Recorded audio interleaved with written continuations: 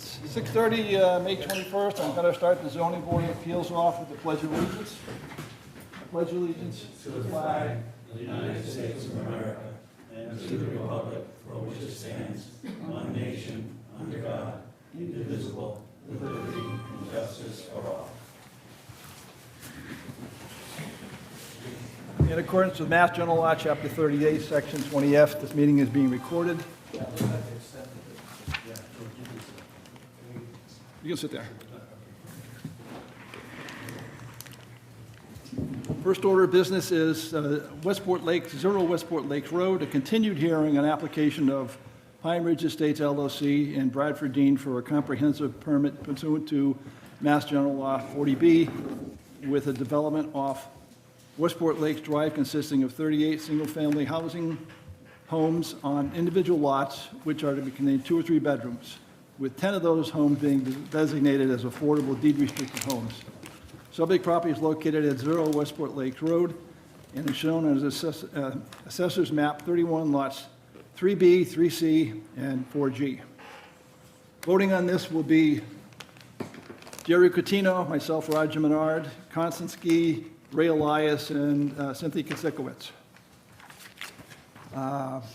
Again, this is a continuation, and we're going to start off with the continuation of the efforts being done on the stormwater management. So somebody from the petitioner who's stormwater knowledgeable in that can come forward. Thank you, Mr. Chairman. Paul Custon of Duffield Associates, I'm a 40B consultant, and attorney Chris Agostino is on his way. He was held up as an accident.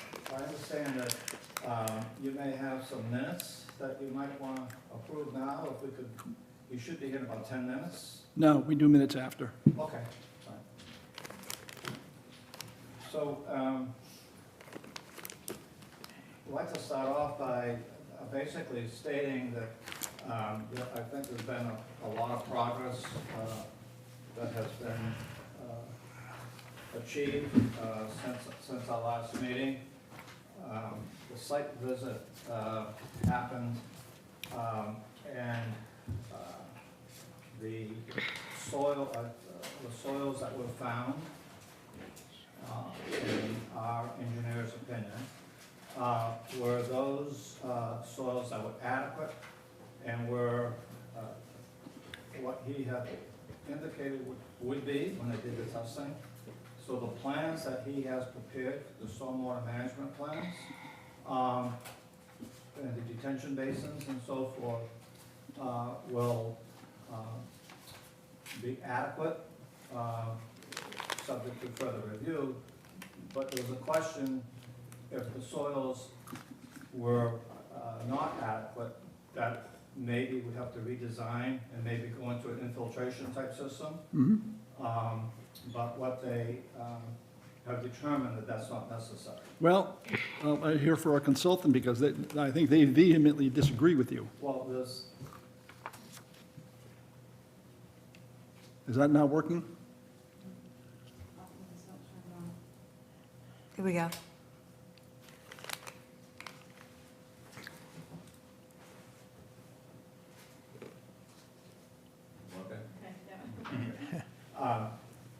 I think there's a disagreement between the professional engineers, and we have received a letter which the board has from the Conservation Commission.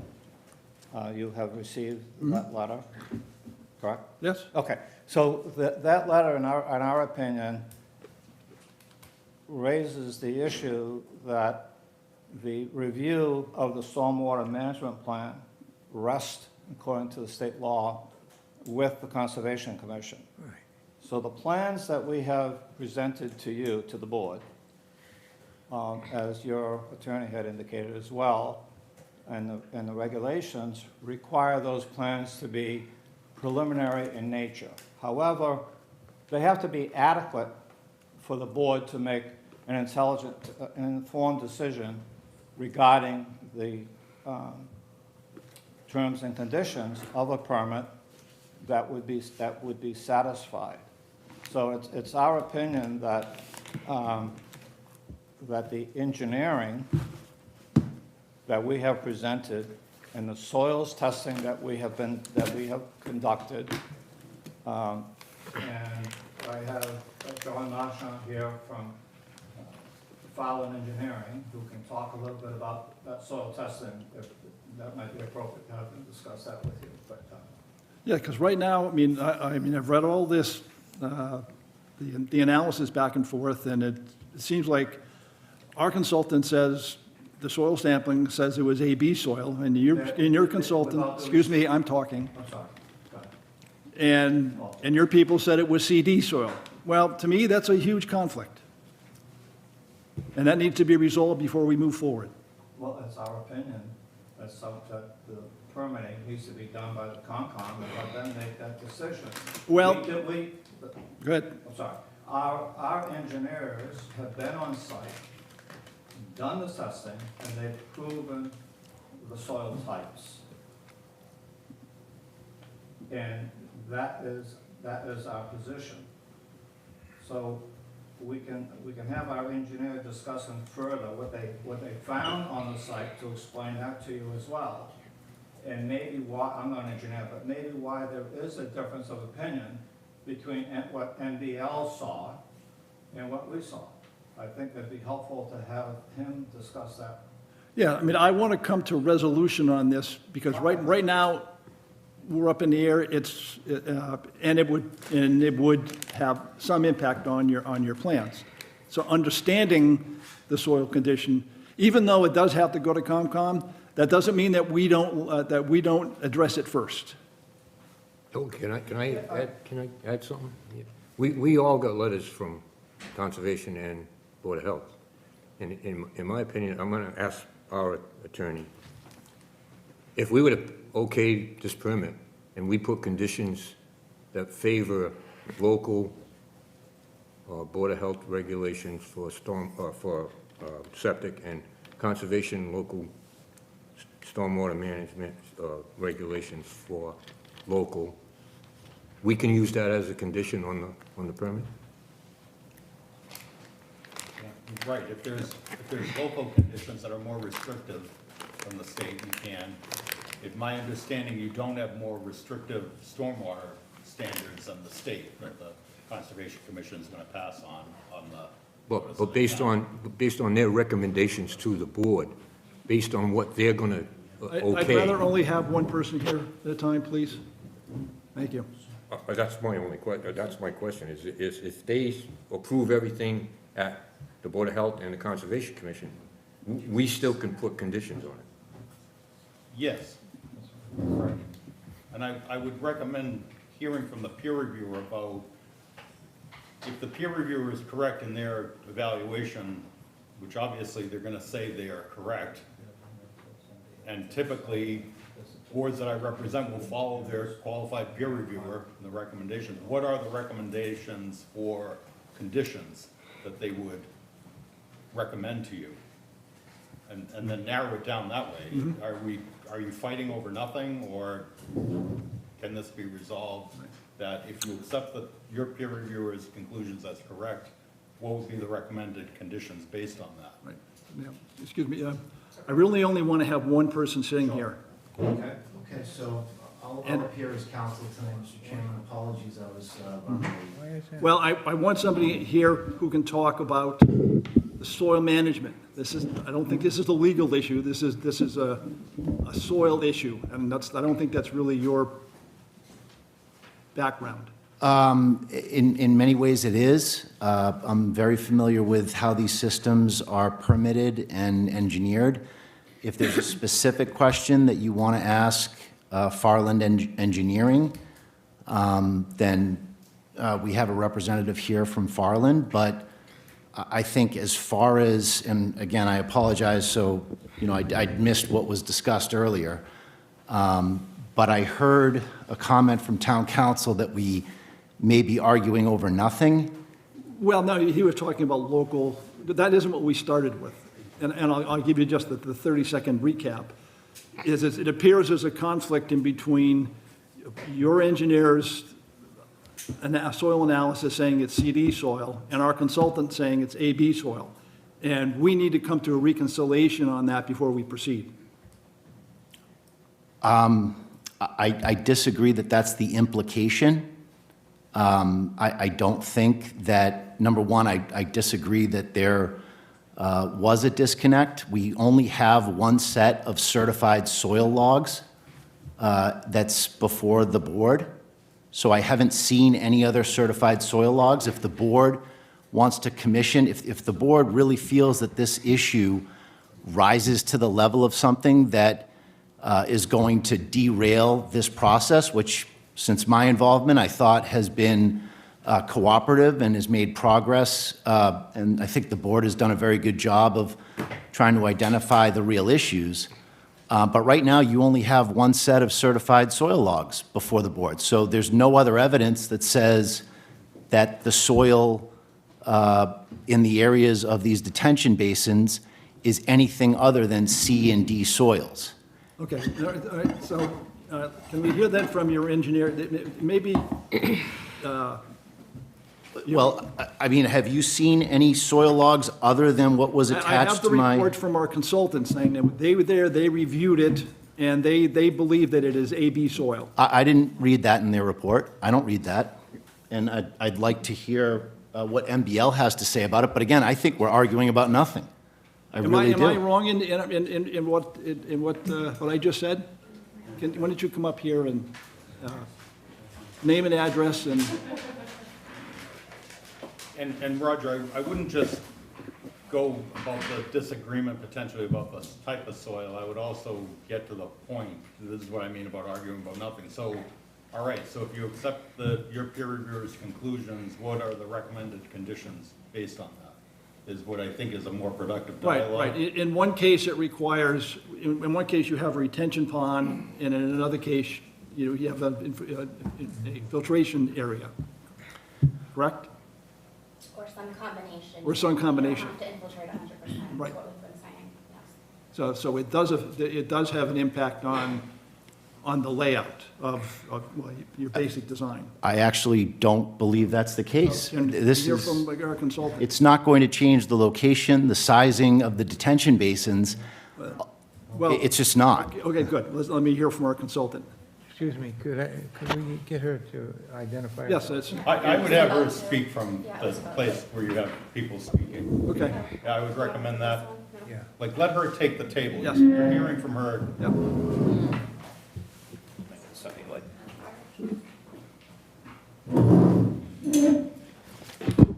And Roger, just in follow-up to that, and then I'll shut up, I promise. Sometimes the meetings, they're somewhat informal, but then you have people speaking from different parts of the room. What I would recommend is you control the meeting, people you want to hear from, put them at the table. Right. When you're done and the board is done with their questions, then you can hear from whoever else you want to hear at the table. And when you have a question for me, I'll answer it, otherwise I'll keep my mouth shut. Okay. Might be more productive. Sure. So for the record, I'm Tracy Duart. I'm the Director of Engineering at MBL Land Development. Our office is at 5 Bristol Drive in Easton. So first off, when I originally received the plans to review, the soil logs that were provided on the plans within each of the detention basins were all loamy sands. Okay, so loamy sands are generally soils that you can infiltrate pretty easily.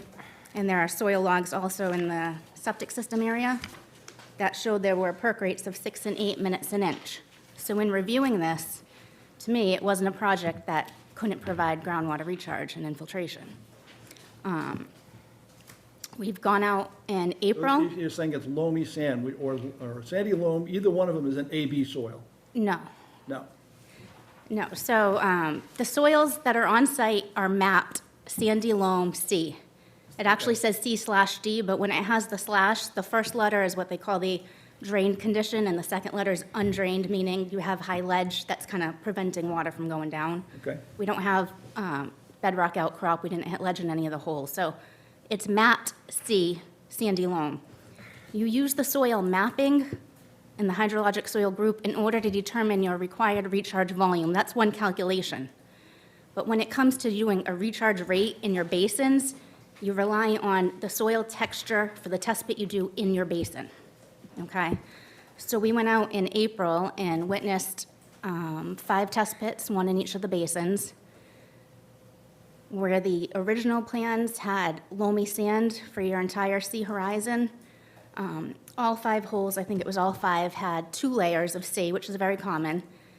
Sandy loam for the first one, and then either loamy sand or sandy loam for the second one, which is where I kind of disagreed with them. I thought some were more loamy sand. I don't want to get in the minutia of loamy sand and sandy loam. What I've been trying to say all along is both sandy loam and loamy sand are soils that you're supposed to infiltrate per the regulations. In fact, loamy sand has a rate of 2.41 inches an hour. That's what you're supposed to use. Sandy loam is 1.02. The state tells you everything down to 0.17 inches an hour is the soil that you're supposed to recharge. Okay, so we're well above that. And I get some of the 5 test pits, one of the basins, it was a much finer material, it was still sandy loam, where the 5th basin was more of a loamy sand, really coarse. You don't have to send 100% to each, you only need to send 65% of your impervious area to a recharge facility, and you can grade your site to direct it to the areas where you have the better soils. That's how I was looking at it. So I don't believe that they meet the recharge standard per the regulations. Mr. Chairman, could I just ask for a clarification? Yep. So I understand it better. Could you detail a little bit about what recharge is and how it relates to what you're talking about? Recharge is another word for infiltration. So similar to Draining out, draining out. okay? So Back into the aquifer.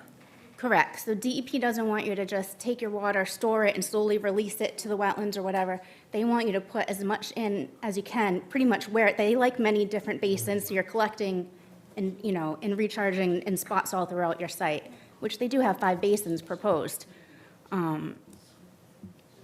So you're supposed to send 65% to a basin or an infiltration chamber or something that will infiltrate, but then you only have to infiltrate that to that required volume that you calculate. So even though you're sending 65% there, 100% of what you're sending there doesn't have to go in the ground, just that required volume. And then anything over that can spill out the same spillway that they were designing for the detention basins. It's, for the most part, just applying an exfiltration rate or a recharge rate to the bottom of the basins. Could you repeat what your recommendation was? My recommendation would be to use the basins that had the better soils, which I think Basin 5, to me, I thought was the most coarse soils, and that's the basin you have room to make it larger if you want, because it's near that open area that they're keeping remaining land. And I would do infiltration in that. From the test pits, at least 3 of the basins had very good soils. You could use the rate for all of them and do it, but I do agree a few basins are better than others. So I would grade the site in such a way that you get 65% to the ones with the better soils. I know Conservation sent the letter, and they did say that 65% does have to go to an infiltration facility. So if it's not, approved now, It's gonna, right. they're going to have to change it and come back at some point anyways. And this has been our recommendation since January. And I also want to point out that the first plans that we reviewed, that we were told were already peer-reviewed and approved, those had infiltration chambers for the roofs. So the previous review was approving that it had some infiltration component. When I saw that it had the recharge chambers proposed, which they spoke about in the drainage report, and there was a typical detail for one, my comment was that they should show it in plan view to make sure it meets the setback requirements, because it has to be so many feet from a septic system, 50 feet, 100 feet from a well, and that's when the plans changed and it all came out. So my recommendation is that they should try to do recharge, and, I think basins, maybe 2, 4, and 5 were the better ones, but. Okay. Any other questions? No? Okay, can we hear from your consultant? From your engineer? Yeah, if you want to. Good evening, John Martian, from the board. When we designed the basin, Want to pull the mic in front of you? Yeah. we designed the basin, I'm relying on our soil evaluator's assessment that the site is not suitable for infiltration.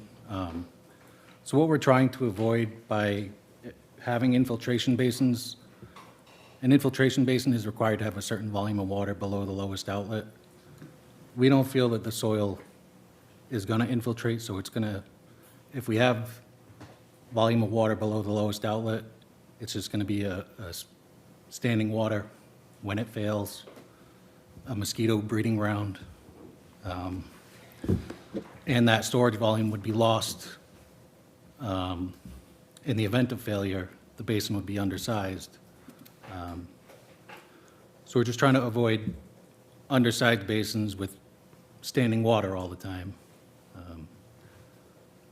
Our assessment is that the soils are not suitable for infiltration, so if we design it for infiltration, we're just going to end up with standing water in smaller basins.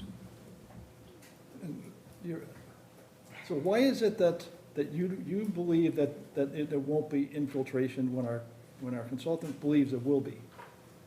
It's an assessment of the soils in the ground. They I mean, They you do had a the same textural- sample. Right. I'm just having a hard time, I'm not into soil expert, but it doesn't appear to me that this is rocket science. Right, yeah. It's a textural analysis of the soil, how it feels. You can rub it together, do ribbons, make balls, it's I guess, up to the soil evaluator to determine that. But didn't the soil evaluator determine it to be loamy sand and sandy loam, which is infiltratable?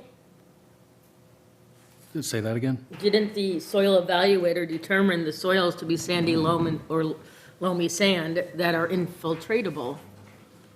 So it seems that I think the soil testing company said there was a specific soil. They said it was sandy loam and loamy sand. And based upon the guidelines, that's an infiltratable medium, but you're saying it's not, but they're saying it is. And I would say sandy loam would be pretty infiltratable because, I've seen sandy loam. So, if I could, and thank you again, sorry, Christopher Agostino, counsel for the applicant, and, in working with engineers and boards, I kind of sit at the junction between lay people speak and the engineering speak, and maybe I can help to elaborate on the disconnect. One of the things that Christian pointed out is that there's a high water table in this area. So where they identified some of the soils that they thought were conducive to infiltration, those soils are actually in the strata that is at times soaked in water already. So you can't infiltrate into water. There's already a high water table there. So if you found A in a layer or if you found what MBL has suggested is available to infiltrate, but it's already in water, you can't take credit for infiltration. The design that Farland has proposed is the conservative design, because we don't want to propose infiltration and then find out that it doesn't infiltrate, or over time, the basin could fail, and you find out that you have standing water for days and months on end. Christian testified before this board that this is how he designs in Westport, okay? The standard under Volume 3, Chapter 1, Standard 3, that requires infiltration, which is a DEP standard that we are required to meet, and that's the Concom letter, which is why I think someone mentioned we may be arguing over nothing here, because we have to meet the state standard. So we have to comply with what MBL is asking us to comply with. The standard generally is 65% of all impervious area has to go to infiltration to the maximum extent practicable. Ultimately, DEP makes that determination. I heard roof drains, okay?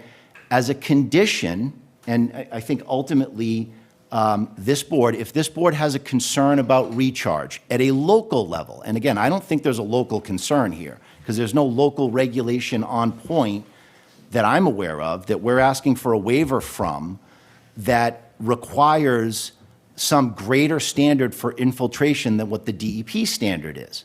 So if this board says in a condition that the applicant shall provide for roof drains in the final design to the maximum extent practicable, we heard from Christian in follow-up, and he can provide for some roof drains.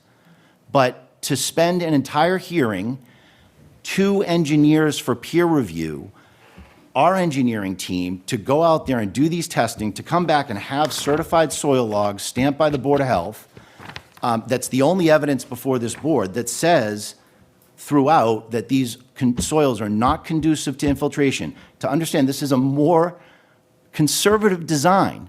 All MBL is saying is that at this stage, they think we can infiltrate. We're saying we can't. And even if we did, it would not change. You would look at that same exact plan, and we could provide for infiltration, and you wouldn't know anything changed. The basins would be in the exact same area. We have plenty of room. If anything, it would make the basin smaller, but we have plenty of room to accomplish that. So if we go before Concom, and Concom at that point says, hey, you're not infiltrating enough, you don't meet standard 3 under the DEP regs, we can then decide at Concom, do we have to do it? If we don't agree at Concom, we can appeal to the state, and the state can tell us whether to do it. This is a state regulation. I came here tonight prepared to discuss the waiver list, and the waivers of local bylaws is this board's charge. That's what you're in charge of, to see, is there a neighbor that's close by? Is there something nearby that we're concerned about from a local environmental perspective? Local regulations, not compliance with state law. And I think there's a misnomer in that MBL, in one of their letters, says that we have to demonstrate compliance. I cited the cases. That is not the standard before this board. We do not need to demonstrate perfect compliance with the state stormwater management standards. We need to demonstrate feasibility. Where we have plenty of area on this site, in the areas of those basins, if ultimately they decide that, hey, there's some soils here that are conducive, maybe a portion of a basin we can convert to infiltration. But we don't need to, this board's time is valuable. I think MBL, for whatever reason, this has been an issue that they've found that they wanted to push, and I think it came from that, what we discerned was a typo in the original soil logs of the whole Loomy Sand versus Sandy Loam, and we described that it was someone that wasn't necessarily experienced in certification at the time, that may have just missed it. And so we volunteered, and we spent our time, our money, to give this board assurance. We have soil logs now before the board that confirm the plan. And our suggestion at this point is that that's sufficient at this stage. We do not need, our job is not to satisfy MBL. Our job is to show you enough that we have a plausible design from a state regulation standpoint, and to identify local concerns. So if there's a local concern that I'm unaware of on this particular issue, if there's a bylaw that regulates infiltration at a local level, then there may be some higher standard. But we can ask MBL if they're aware of some bylaw. The only bylaw we're asking for a waiver from a stormwater perspective is Westport has a requirement that we regulate volume. The state only requires that we regulate rate of runoff. We're asking for a waiver from the volume requirement.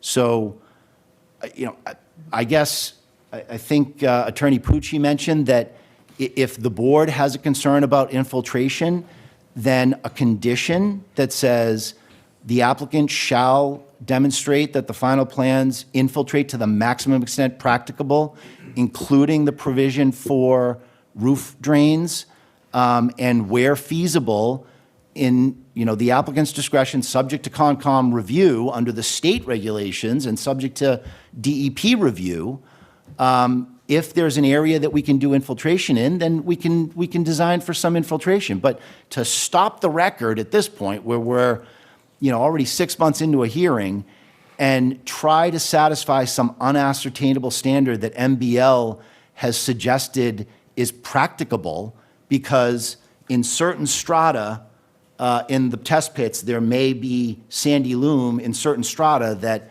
Christian is concerned, well, if the water table hits that, it doesn't do us any good. Now we have mosquitoes.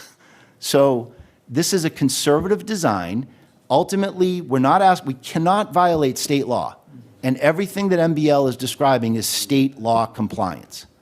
So I think we're arguing about nothing here. I think the Concom was the adult in the room and came in and said, hey, they got to come before us on this issue anyway. Why are we even talking about this?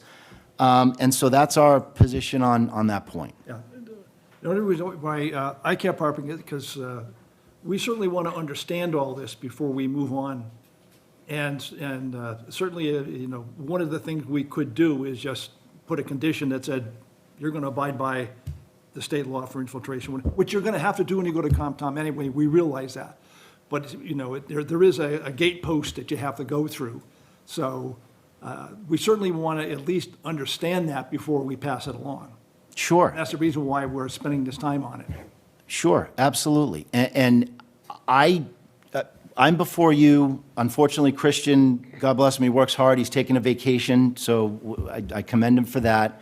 John presented what the rationale was, and he conveyed to you that this is a more conservative design. We don't want standing water if it turns out that, oops, we can't infiltrate. So why push to take that chance just to try to, at this stage, satisfy this, whatever MBL says? Well, we don't think you've done it to the maximum extent. We don't think you've met the 65% of all impervious area. I think we get it. You don't have to keep repeating Okay, yourself. sorry, I came in late, so I'm still a little. We've heard it over and over again. I personally agree with you. It just seems like something that we can put down a condition and move on to what we're really here tonight, which I think is to look at the waivers. But I do appreciate the fact that I much better understand it now from everybody. And I do appreciate that, because it's kind of confusing if you're a layperson, sandy loam, clay, whatever, infiltration, all of that. So I appreciate everybody's time, but I think we should get on with it. I get what you're saying. And it's ultimately Concom's bailiwick. Phil, weren't you going to say something? You were sort of waving your hand back there, and being from Board of Health, I don't know. Should I step somewhere? Yes. Do you want me to? Excuse me. So I'm here wearing two hats, because I'm on the Conservation Commission, Oh, that's right. and I was involved in preparing the letter that came in. And, Name and address, please. say again? Name and address. Phil Weinberg, 1702B Drift Road. So I agree that this is a dispute that will ultimately be resolved at the Conservation Commission level. And I think the way the argument has been framed is right at a certain level. I think that there's a process that is set out in a lot of detail in the regulations in the stormwater handbook that would determine whether or not it's maximally feasible to infiltrate at the level or not. And I think what's happening is that the applicant's consultant is kind of giving his best professional judgment about that, but has not really conducted the analysis that the handbook and the regulations require to make that determination. And so, as I reflected in my letter, I just wanted your board to, kind of understand that I don't think that the information that the applicant has submitted would rise to the level to overcome the regulations presumption that the applicant's got to do this. The burden on them is to show, because right now they're at 0% infiltration. And that is just inconsistent with what the mandate of the wetlands regulation is. And so I think, I'm not putting, so their position is, we're just gonna defer that analysis to the commission, it's really none of your business. And I guess, the point I made in my letter, which is in an ideal world, that this forum would be a process in which that would be examined further so that the comprehensive permit that you issued and the plan that was associated with it was more in conformance with what the commission would expect and then would facilitate that process. So that was not to put the burden of making the decision on your place, but maybe both parties would agree to dig further and see whether some things could be done. And I just wanted to make that clear so that, and I think the points that the applicant's engineer has made, it's not like they're invalid points, but I do think because of the soil characteristics and what your consultant has said about there being sufficient information to move to the next step in the analysis, to see whether or not a particular basin is, can be an infiltration basin versus, and whether the percentage could, the 65% could be achieved or to what extent. That would be the next step. And so I was just trying to convey that message. I mean, that's how I read your letter, is conveying that. Yeah. Right. So when you say that if they're planning on 0% infiltration, that's almost saying they're building on wetlands, right? No, I mean, so I think the argument went to an argument about what kind of soils were on the site. And then the test pits were drilled, and then the analysis of the soil and the kind of percolation rates of those soils indicated that, well, it might be feasible, right, to do it. And then the issue of, well, the soils might be feasible, but then there's groundwater issues. And all I can say is that, and I have, everything I've learned about stormwater details, I've learned in the last 2 weeks, okay, so, but I tried to be a quick study. And what I'm saying is that there are technical answers to resolve that question. You can do a groundwater mounding analysis to determine what is the height of groundwater that you would use for design purposes, because groundwater fluctuates over time. But at least in my analysis, there is one basin that has loamy sand, which I believe the applicant's consultant indicated if you find a site with loamy sand, then I'll comply with the wetlands regulations. It's in one of the responses.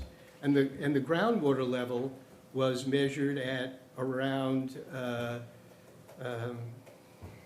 3 feet, meaning there's 3 feet between the surface and the groundwater. And the solid waste regulations, the stormwater regulations say it's acceptable to just have a basin that's 2 feet deep, right? You just need 2 foot depth. So when I saw that, I said, oh, gee, maybe it's possible here. I don't know, but maybe you don't want to get into that level of analysis here, because then it creates, an obligation on you all to kind of dig through all that. Maybe it's fine to put it with conditions. I just wanted to provide you with information so that you could make a decision that you felt more informed about from the Conservation Commission's perspective. And I'm just looking to see, how much of this I really don't like kicking the can down the road. Although I think in some cases, it's important to do that because one committee has expertise where the other one doesn't. So we have to sort of balance that. And, you know, so that's Right, the reason why we're sort of getting into this. yeah, so, I mean, we could just say across the board, well, health is gonna take care of this, Comcom's gonna take care of that, and be done with it, but that's not really the way it works. We sort of have to be the, you know, the first gate to go through. And it shouldn't just be a checkbox. So, you know, we need to understand all these things before we move on it. But none of us are soil objects, you know, so we're relying upon what the experts actually are saying. right, right. Well, it was, you know, I mean, I think it is, you know, as the applicant's attorney, you know, represented, and part of the purpose of our letter was maybe to motivate the applicant, now that it understood the commission's perspective, would try to make that process easier and propose some infiltration measures for this board to adopt. So they're either gonna have to do it here, or they're gonna have to. Rather than having the unkicked can Right. come before us. Right. And, you know, that's our responsibility, and, you know, we'll pick it up. And just to fill you in too, Roger, you know, based on this, it's definitely, you know, what your peer reviewer has raised is a valid issue before you. It would have benefited the process to be able to have that dialogue that was suggested in the Conservation Commission's letter, based on the peer reviewer's findings. The applicant is clearly indicating they're not gonna have that dialogue with you. So you're gonna have to leave it at that. I can tell you if it reaches a point that it's an appeal before the Housing Appeals Committee, I have these in litigation, stormwater issues, stormwater manual compliance. HAC will take the position on appeal that what the applicant has presented to you is enough. That the applicant's saying, we will comply with state standards. It's a very loose burden. That's all they're required to prove at the HAC level. And then the HAC will focus on issues that are based on more local, more restrictive local regulations. So what you know, your decision-making can't be driven by what may or may not happen on appeal, but I'm just telling you the reality of the situation. So it might benefit your process to move on from the issue, because it's an issue that the applicant is, again, indicating they're not gonna have that dialogue with you. They're not gonna consider they're not gonna do the modeling that was suggested. They're not gonna suggest a modification to the plan. They're gonna object to it. So I would just recommend you spend your time more wisely on other issues that are before you. And it'll end up, they have to comply with state law. They'll be before the Conservation Commission on the permitting. Would have benefited the whole process to have a more robust dialogue with you. But they're not willing to have it with you, so Okay. just kind of wanted to frame it up where you are. But we could certainly put in a condition regarding stormwater management and meeting the state requirement and potentially the, The local requirement. downspout, Right. that kind of thing we could just put as a condition rather than, okay. You're going to make findings in your decision as well, and you would make findings on anything that was relevant to what was considered and what was recommended to you. So you may want to have findings in your decision related to the peer reviewer's findings on the soils. Right. Okay. Thank you. Thank you, Phil. Okay, so why don't we move on to waivers? Sure. Thank you, Mr. Chairman. Again, Chris Fragastino, counsel for the applicant. So I submitted a letter to the board dated May 9th, and attached to that is the updated waiver list that identifies all the waivers from local regulations that we're asking this board to consider as part of this process. And this is really where the rubber meets the road as far as the board's charge under 40B. And so we've looked at our plan, looked through the local regulations, and identified what waivers we need. Ultimately, We've requested any waiver that is required in order to build the plan as generally shown in the preliminary plans, but we do go to great lengths to be very detailed in what we're requesting. So we can do this one of two ways, and boards handle it differently. We can go through every one of them, although I did indicate in my letter that I thought there were a few that were specifically implicated in MBL's peer review in terms of some of the roadway geometry, the stormwater volume versus rate question, the turnaround radius for the dead ends, and the Board of Health perk rate. So we can go to the specific ones, but I'm happy to explain line by line. It just obviously takes longer. Many of them are administrative in nature. Can we just go through and check off, you know, and I had talked to our attorney beforehand, and like I said, some of them are documentation and, Right. you know, those kind of things, which are a little bit more straightforward. But I'd like to get a sort of a feel for which of those are substantive and which are more paperwork-driven. Sure. One of the things, though, I also talked to our attorney about is potentially we might want to put together a small working group of the government, of the town,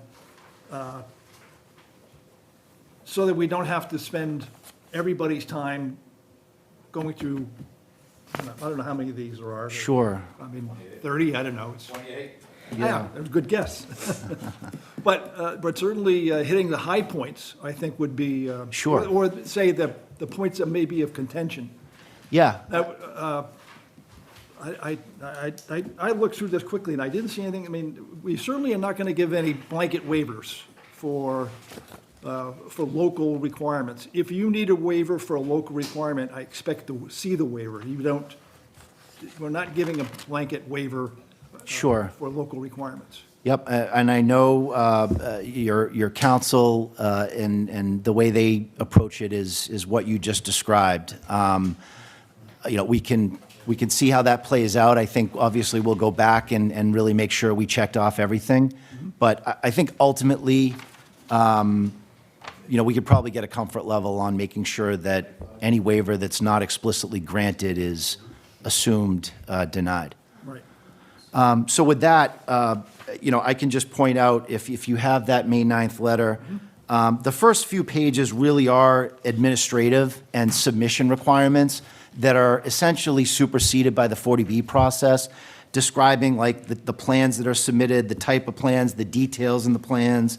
And we've already gone, Before you go on, now, Attorney, is that something you could work with us on to make sure that in fact, all of these ones that we say are administrative are in fact really administrative? Yes. Okay, thank you. yeah, and I think, Just to sum it up too, is when something is a procedural requirement or, you know, if it's a matter of paperwork or a certain filing requirement, that's, you know, those are easily disposed of. If you have a situation where there are procedural requirements that they're seeking a waiver of, you can definitely waive, and you should waive procedural requirements, but then you want to look to whatever the substantive provision might be that would otherwise be applied. And so what you're going to want to do on the waivers, and maybe they can kind of highlight where the issues are, is 40B definitely calls for a waiver of local regulations that, you know, would prevent them from proceeding with the project as proposed. So what your analysis has to be is, are there compelling local concerns that compel you to deny the waiver in whole or in part? So what you want to look at is there a local regulation on like a health or safety issue or an environmental issue that is a compelling local concern that outweighs the need for housing? And so you want to look at that and then focus your decision that way. That would be the only thing that would justify denying a waiver, is if you have a compelling local concern that mandates you to deny that waiver, to apply the local regulation as written. And typically what you're relying on to make that determination would be department head comments, fire department, conservation commission, board of health, conservation agent, you have one, peer reviewers, town engineer, anybody like that making recommendations on what is the compelling local concern served by this regulation, and should you, board, waive that or deny the waiver? So that's just kind of, Right. that's the framework that you want to look at it. Okay, thank you.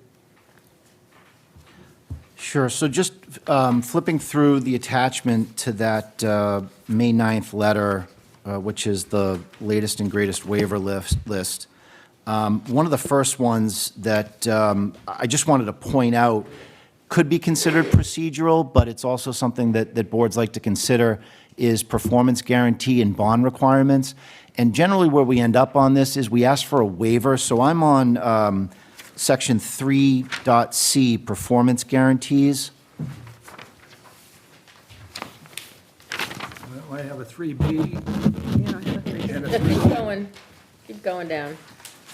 Like on page, 3F, I don't have a 3C. 3B, going, it's like a 3B, few pages down. 3B, It's 1, 2, 3D. I don't have a 3D. 4. I got a It's 3D. the fifth page in that Maybe you table. can get them printed out, right, because I got it here electronically. 3F. You know, it looks like yours is printed landscape and mine is printed, so obviously we have a printer snafu.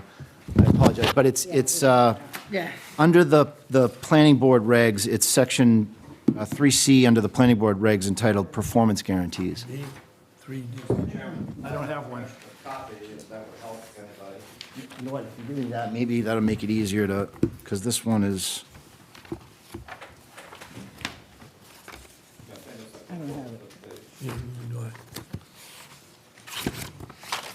yeah, this is the fifth page as well.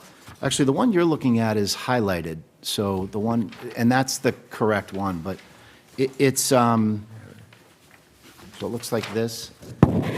This one. So, you know, you don't need to have it in front of you, but it's generally requires that the applicant post a bond or cash or a tripartite security agreement to ensure completion of the infrastructure before lots are released for sale. And I just wanted to point out, generally where we end up on this is, we ask for a waiver of the local requirement, but we generally build in a performance guarantee requirement into the permit that may mirror the standards under the planning board regs, but because 40B is unique in the way that these projects are built, oftentimes the requirements don't line up exactly. So I think, I think town council probably has standard bond requirements that they've put in comprehensive permits in Westport before. And, through a working group, I'm sure we could come to something that's reasonable from a performance guarantee requirement. Yeah. I still don't see that anywhere here, but No, I don't have it either. Chairman, if I may. go ahead. Yeah, that's the one. 3B It's not highlighted. and nothing. So Okay. I think there's Why he doesn't have it? page in there, then to 3D. We don't have a 3C, so we must have a different paper. No, it wasn't printed out right, because I'm looking at what Maria printed out electronically, and there is a 3C. I have. So I think it has to do with the printing issue, not a, And there's no page number, so I can't tell if I'm missing a page. I apologize. Go ahead. I can assure you it's not there. yeah.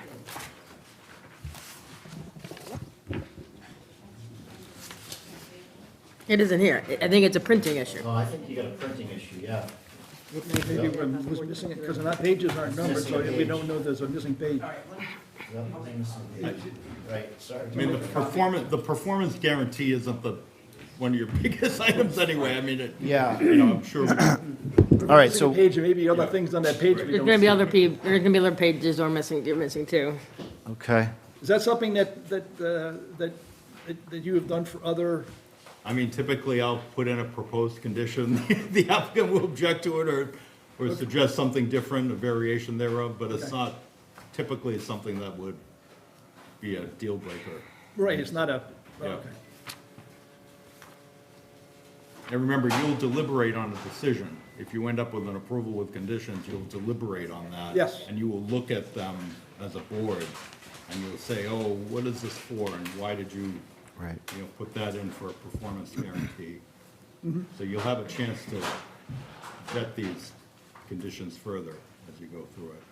So maybe we'll get lucky on the next one, but then the next few are more procedural. 3D, 3E is public hearing process. 3F is standards for final approval of definitive plan. And again, I believe these are all procedural in nature. I guess the ones under 4.A.1.a, we get into road geometry. Yeah. And so, you know, if everybody's on 4.A.1.a,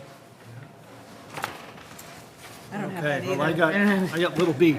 I have Little B, no little A. you know what, it might have missed every other page in your printout. That's the old one. But so I'll tell you, 4A is, the streets in the subdivision shall be designed so that in the opinion of the planning board, they will provide safe vehicular travel. So we've already gone through, this is sort of a very high-level design standard that this board has already, you know, we've consulted with the fire department, we've had peer review as far as traffic, and there was some mention of internal movement that was described. The next several are in that nature, you know, 4.A.1.L, the planning board shall be satisfied that adequate access for emergency vehicles is provided. So again, we have the letter from the fire department. The first one that MBL noted, and I think we can discuss this, because I can explain what's going on here. Excuse me a minute. You keep saying planning board is written here. I'm not aware of the formal position of a planning board with this. I know Conservation and Board of Health, but where's the planning board come into this? So, under 40, oops, sorry, he was asking, where does the planning board fit in the process? And for all intents and purposes, this board is the planning board. Right, I understand that. Yep. We're replacing- And so to the extent you've solicited comments from the planning board, they would have written a letter to suggest whether or not they're comfortable or not. And I'm sure when we submitted the application, we submitted, you know, 30 copies of the application that go to all the boards. And even between now and the close of the process, you can still solicit comments and questions from the planning board. But generally, the idea is that you would reach out to the other boards and they would provide comment, just like the Board of Health did and the Concom did. It could be the police, it could be the. Right, exactly. But They did they originally. don't have to do a formal hearing. Correct, no, Okay, I want to be sure. correct. That was what I described to you earlier, is that's a procedural requirement. You waive the procedural requirement, you're not allowed to send them to planning board, but you do want to stand in planning board shoes to apply what their standards would be. So you do have a comment letter from planning board, I don't know if they We did. commented on that. Well, I'm just surprised that it doesn't say the Yeah. zoning board, but it does mean us. Okay, But you do want their yeah, input on that. no, I understand Yeah. that part. So the first one that was specifically identified as something for the board's consideration, and hopefully you have the page, is 4A3B. Nope. No? Okay. Next page I have is 4.5. 4A5. All right, well, I'll start to describe it, and maybe you'll... You say four? Well, I think it's easy to envision, but the idea is that the planning board requirements require a leveling area as you approach an intersection. Right. So you don't want an 8% grade going up to an intersection, and the planning board standard is 25 feet within the corner of an intersection, or the threshold of an intersection, can be no greater than 1% grade. Okay? So you can't have a 1% or 1% grade approaching an intersection. So we actually, on the two sides that come in from each side, the maximum grade is 2% in that area. So it's a 1% waiver. Golf View Lane approaching up, so where you come up the road going into the development, that's a 4.5% grade. Generally, grades, the maximum grade that's usually when you get into concerns about safety is 8%. And when the HAC or boards look at issues of access, the standard is I'll know it when I see it, because it's a combination of like the number of units, the intensity of the use, versus the situation that you encounter on the ground. So where we're at 4.5% and this road is servicing single-family homes, We think 4.5% is well within tolerances. And we're requesting a waiver. So we're requesting a waiver essentially 3.5% more than what the planning board standards would allow. Would, And actually, I apologize, and you don't have it in front of you, they're just printing it out. It says the leveling area shall be provided having a -1% grade. So I guess in an ideal world, at any intersection, the planning board standard requires that you're going down 1% to an intersection. And actually, we looked at this specifically this afternoon. If you want more testimony on this, with respect to grades, especially at approaching an intersection, wouldn't, or I don't think it did, but wouldn't that be part of the traffic study too? Of the fact that it was a graded down, and that will affect how the traffic is flowing because you're going down a hill, and I don't, it's odd that it wasn't in the traffic study. I think generally where it's single-family homes, that concern doesn't rise to the level of safety with 32 or 38 single-family homes. If this was 200 apartments with the configuration we have, then that may have been something that would have been picked up. But where it's single-family, generally the idea is that with fewer trips, it's not even something that may have been looked at. You know, it's not something that I had identified as a concern with the overall layout, but happy to discuss it, you know, if anybody You're on the going board. down into a very flat road that is a dead end as well.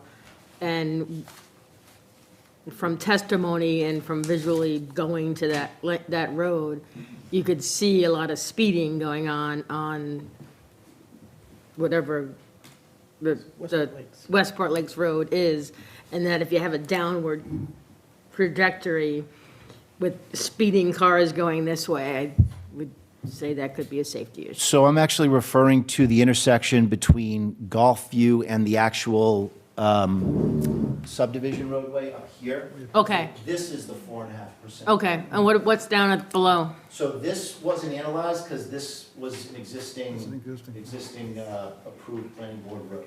I don't think so. It hasn't been revoked. And I guess if we looked at it, it would be nominal grade.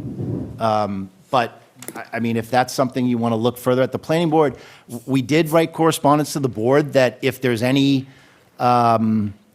you know, if the planning board actually wanted to look further at it, then their remedy may be revocation. I don't think that's actually an option, but that's probably the worst thing that could happen. And then in that instance, we would just ask this board for approval of the configuration that we're looking for anyway. And this board has the power to grant it under 40B. Okay, so which one were we on? 4.A3.b, design standards, street grade, and it's about grades approaching intersections. I have a question about the format here, I guess. Your first column is the title of the subject. Second is the normal requirement for the town. Third one, waiver requested. But as I'm reading that, it looks like it's the same writing as the requirement. Yeah, I think in some instances, we added some commentary as to our rationale. And, you know, we can do that if the board has, I mean, every board's different, but I think what we're saying is we're waiving the requirements. So yes, we did just copy it over, but I'm providing the additional context for the board's consideration in that we're looking for a waiver to get to 2% going, I guess it's north and south, and then going east to west up, approaching that is 4.5%. My point, in the form, I guess, of a question, you're saying waive this requirement. That's fine. That means there's no requirement for a leveling area. Is that what you mean by waive? Because you don't put anything here about from a -1 to a +2 or a +4 or plus anything. That I don't see that here. So every board's different, but the requirement's in the plan. I think actually we could recite that, but I think generally the plan ultimately controls. And John, actually, are those grades shown on the plan at the leveling approach? Just as contours. But there's some, Labeled, called out 2%. just as contours. In other words, we don't know whether we're Could be a 10%. waiving, That's- yeah, 10, 15, 20%, you know? You've raised a very good point. Yeah. And I think that's something that, you know, we could actually, if the board wants to impose no greater than 5% to give us a little bit of wiggle room, that's an appropriate type of condition, so. that's the type Or at of- least you put down what you want. You know? Yeah, we could do that. Yeah. And it doesn't work out in every instance, but I think you pointed out a good example of how that would make sense. Yeah. Yeah, Roger, it's preferred to do it the way Jerry is saying, that you would, if you're gonna grant it, you would say grant it to allow. To allow. And then you specify. And sometimes you'll even say denied in part, grant, you know. It'll be like, nice to know what you want, so then we could make sure that Right. what we put in is the right amount. Absolutely, and that's if- exactly why we're having this discussion. Yeah, so it and- would be good to go back, well, I mean, a lot of these probably are not appropriate for that, but some, you know, but in some cases where you're looking for relief without just waiving it entirely, then what the relief is would be Yeah. reasonable, especially since these are draft plans. I think you hit the nail on the head. In many instances, the plans show the standard or requirement, and it varies, again, from project to project, board to board. This is a good example of one, because I did ask, because I know we didn't do detailed road profiles for the entire road, which is not uncommon at this stage, but where the board has this specific local regulation and we don't show the detailed grade on the plan, which if you approve the plan, that would be the condition. And then when we come back to the final plans after Concom, Board of Health, the standard would be whether it's a substantial change. And the board would say, wait a second, I approved 4.5% and you're 8%. Then we would go through the motions to evaluate that. But I think that's not unreasonable to say, you know, no greater, to recite it. So I think we can work on that with the next iteration. We'll Okay. spell it out. And what I'll do is, we'll provide a red line version of this.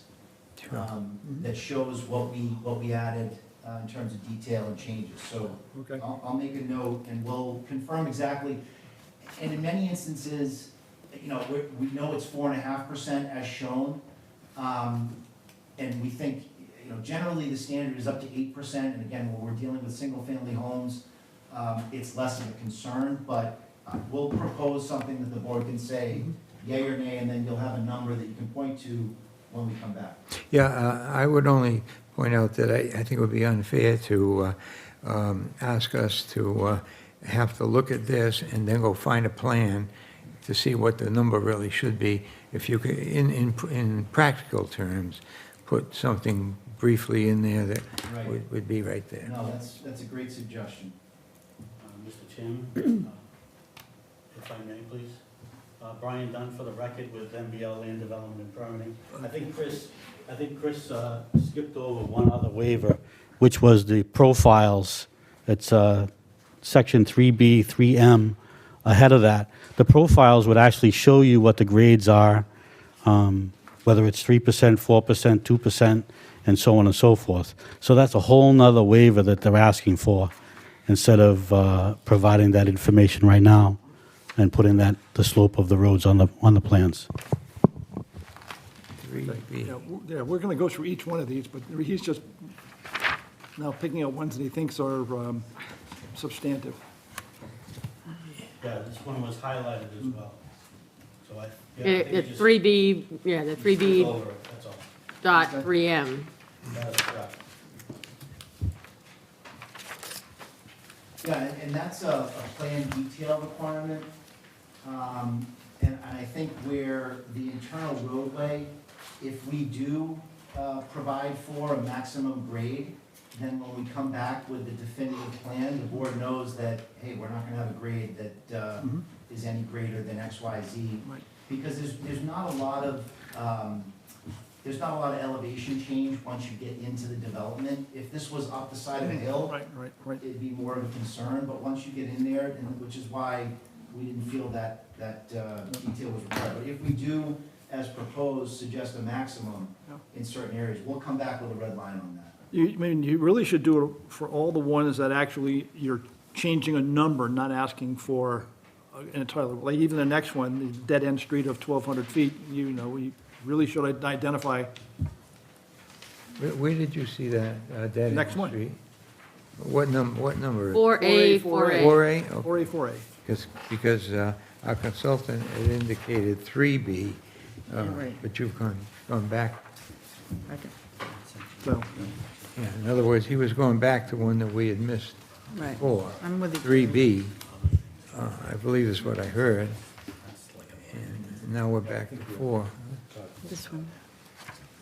Roger, I don't know if, were you anticipating having input from the peer reviewer on these, or, because it helps to flesh out what the ones of importance are, Right. and what you want to be thinking about as opposed to, right, but I was thinking we'd go through with the attorney, and then I can separately hear from the consultant to Yeah. see if they have any other areas that, Right. that they think are concerns. Or So rather than going back and clarification, forth, go, okay. So we'll come back to his 3B after. So dead-end streets, and again, generally how the HAC adjudicates these is a combination of length and number of units. And in a single-family context where we have buffers on the side of roads, the one case I was involved in where a dead-end road was designed, or denied, there was a pinch point where it was like a 20-foot paved width with trees overhanging, and there was concerns about ice getting on the trees and then the trees falling, and there were 400 units of apartments at the end of that road. Right. And the HAC actually said, look, that's a bridge too far for us. In this instance, we're proposing single-family homes, we have plenty of buffer on either side of the road. So we are asking for a waiver from the dead end requirement, and we'd be happy to identify no greater than. right, okay. Now, does that include the first road going in, which you just said?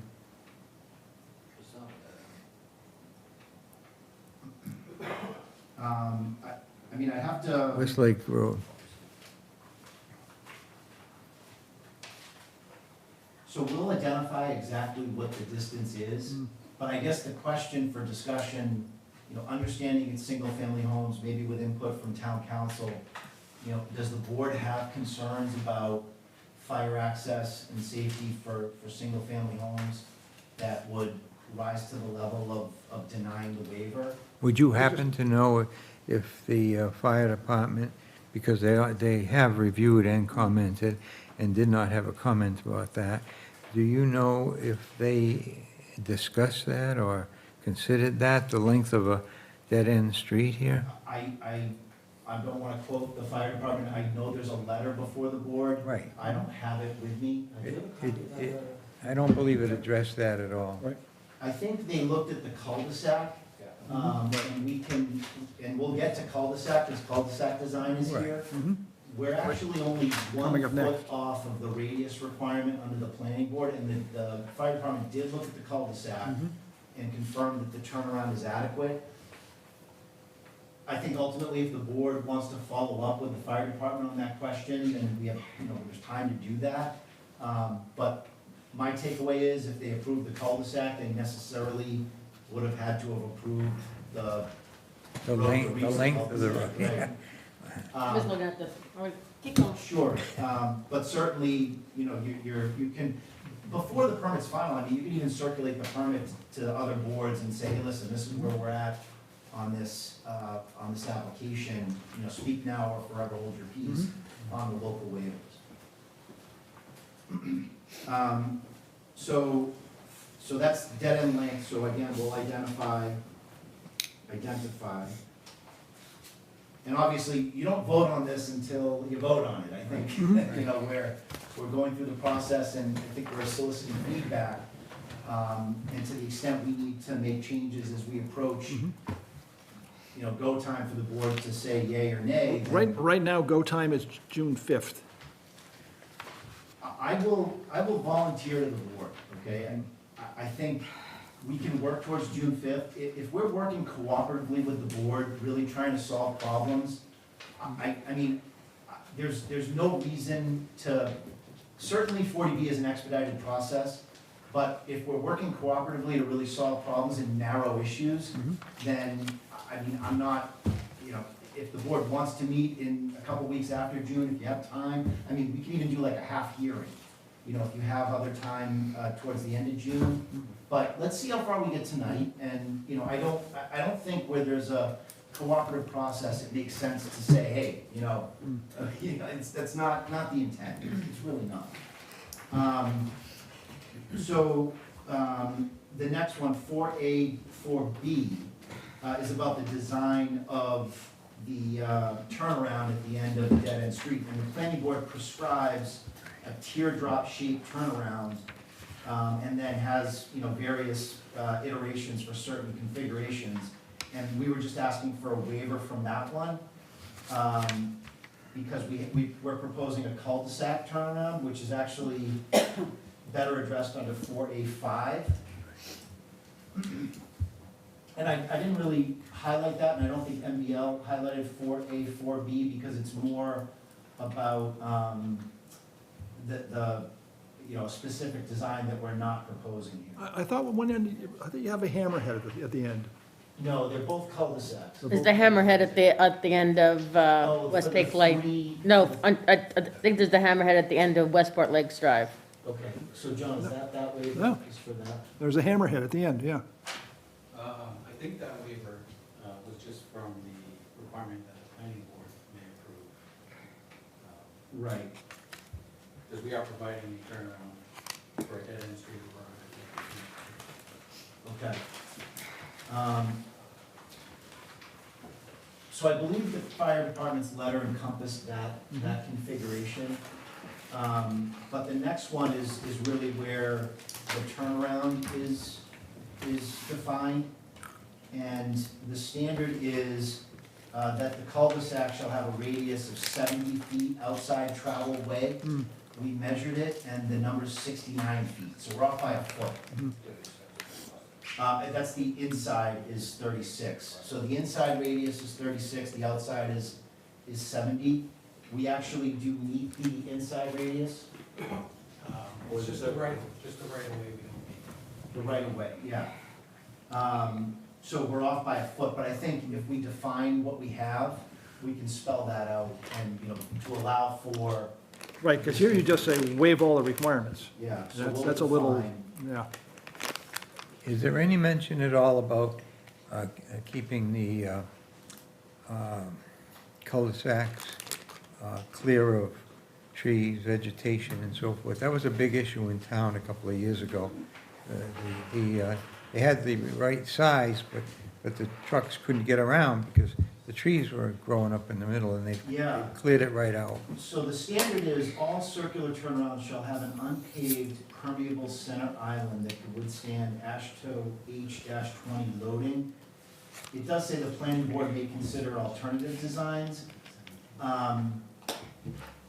We're asking for a waiver from the AASHTO requirement, but I think since you brought that up, in the requested applicability, we'll state exactly what we have for a buffer in case somebody does need to go up on the road, and make sure it's not overgrown. It doesn't cinch That was a in. point, that. Yeah, I mean, this actually says that the board may require preservation of the existing trees in the center of the island. I have no idea why anybody would want to put trees in the middle of an island, Yeah, Right. yeah, that making became an, a big issue. making in an town. obstructed view. That's somewhat Even antiquated. shrubs make it so that you can't see people. I've seen older developments that do a lot of that, where you get down there and you feel like you're just locked in, and I don't like that design at all. Yeah, well, the biggest issue was the larger fire trucks now, and couldn't make the bend. So they had to go up on there, and they were getting all scratched up and stuff. Right. You know, we could probably also put in a maintenance condition. Yeah.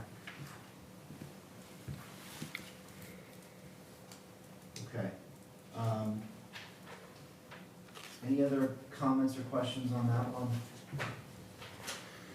Okay. Actually, interestingly, the very next requirement is a local requirement that says, the entire area within exterior lines of all streets shall be cleared of stumps, brush, roots, boulders, and the like, and I think maybe we can, make sure that that accomplishes what you're looking to do there.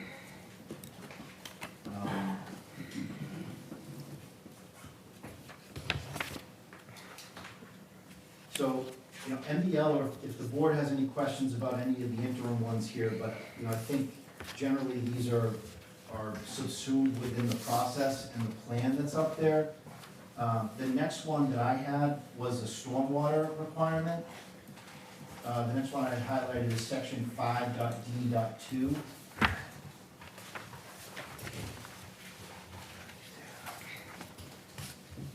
And it's a local requirement that regulates volume control and stormwater management. So under the state regulations, you're generally only required to regulate the rate of runoff. You can have no greater rate of runoff post-development than you have pre-development. And the way that's done is through that discussion we had about the detention basin. So you catch the water and you leak it out over time through a smaller pipe. When you have impervious area, you necessarily increase the volume of the water because you're not infiltrating. Where you put pavement, the roofs, now we're talking about a condition to maximize infiltration, but even with infiltration, the volume increases. That's not regulated at a state level. Where that is relevant, and I don't think it's, where volume is relevant, is if there's a outlet pipe that's going to a direct neighboring property or a road. And what happens is you get a rainstorm, and because the volume has increased, even though the rate is lower and you're trickling out over time, whereas pre-development, it might only run for 12 hours. If the volume increases, it's running at the same rate, but you might have a stream going down for 2 days because you have an increased volume. In those instances, you want to take a look at volume. I'm dealing with a project right now, it's literally on top of a boulder, it's on top of a mountain made of rock. And they already had flow going down the street, and we're having a discussion about how to deal with the fact that we might have water going down the street. The rate's lower, so we comply with the state requirement, but it takes longer for that flow to disappear. Here, the site where all the drainage is going, it's all going to the east, is wetlands. So we can attenuate, and it doesn't, if it flows for an extra few hours, volume is inconsequential. So I don't think there's a local concern here, and so generally the state requirement would cover this issue, and so we're asking for a waiver. Well, it's going to the east, but it's going to the east onto a road before it gets to the wetland area. So I don't think there's any point source discharge, which is like, we don't have any pipe that's actually going to the road that increased volume is a concern. And again, I think if you want to hear more from the engineers on that point, if that's a detail, if you're concerned about Gulfview Lane or Westport, we know the data generally, we can tell you what it is. And if it's equal or less, or if it's marginally. Gulfview Lane doesn't exist. It's brush. Right, no, understood, So- yeah, right, it's a paper street now. Yeah. Yep. I'm more concerned about Westport Lakes Road where water is coming down Gulfview, and then before it gets the other side where it's wetlands. Yeah, so I think we can, provide a follow-up that says Agreed. what the condition is there.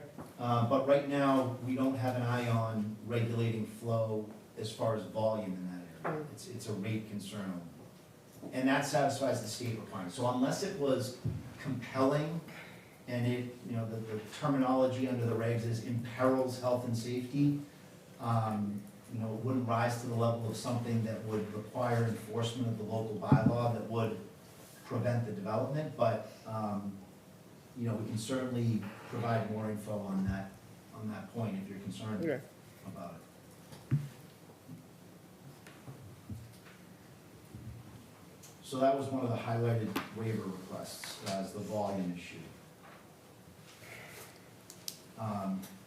The next one we've discussed a couple times, and it's the design of the subsurface water storage fire tanks.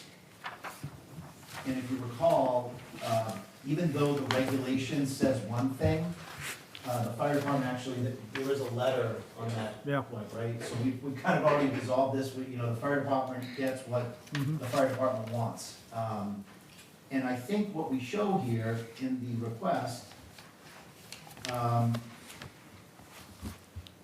waive the requirement for fire protection shall be installed within a subdivision. What section are you reading? Section 5.1. So I think what we'll do here is, in place of that, we'll actually recite what the fire department required. So rather than just say waive it, we'll recite what the fire department wanted. And then what you're gonna do. Exactly, which is what the fire Right department. now, you just say waive it, now you know, Yep, we're gonna say that we're gonna do exactly, we're gonna write out what the fire department requirement is. Okay. I would like to go back when you're Sure. done with that for a second. Back on 5.D.6, just as an example, it uses the term designing SMS. I don't know what SMS means. I believe it's stormwater management system. Okay, I got it. All right. Am I right on that? I'm sure it is in the context of Yeah. what it is. Okay, thank you. So we'll write in, and I think there are probably a few of these that we can add some detail on in the next iteration. Okay,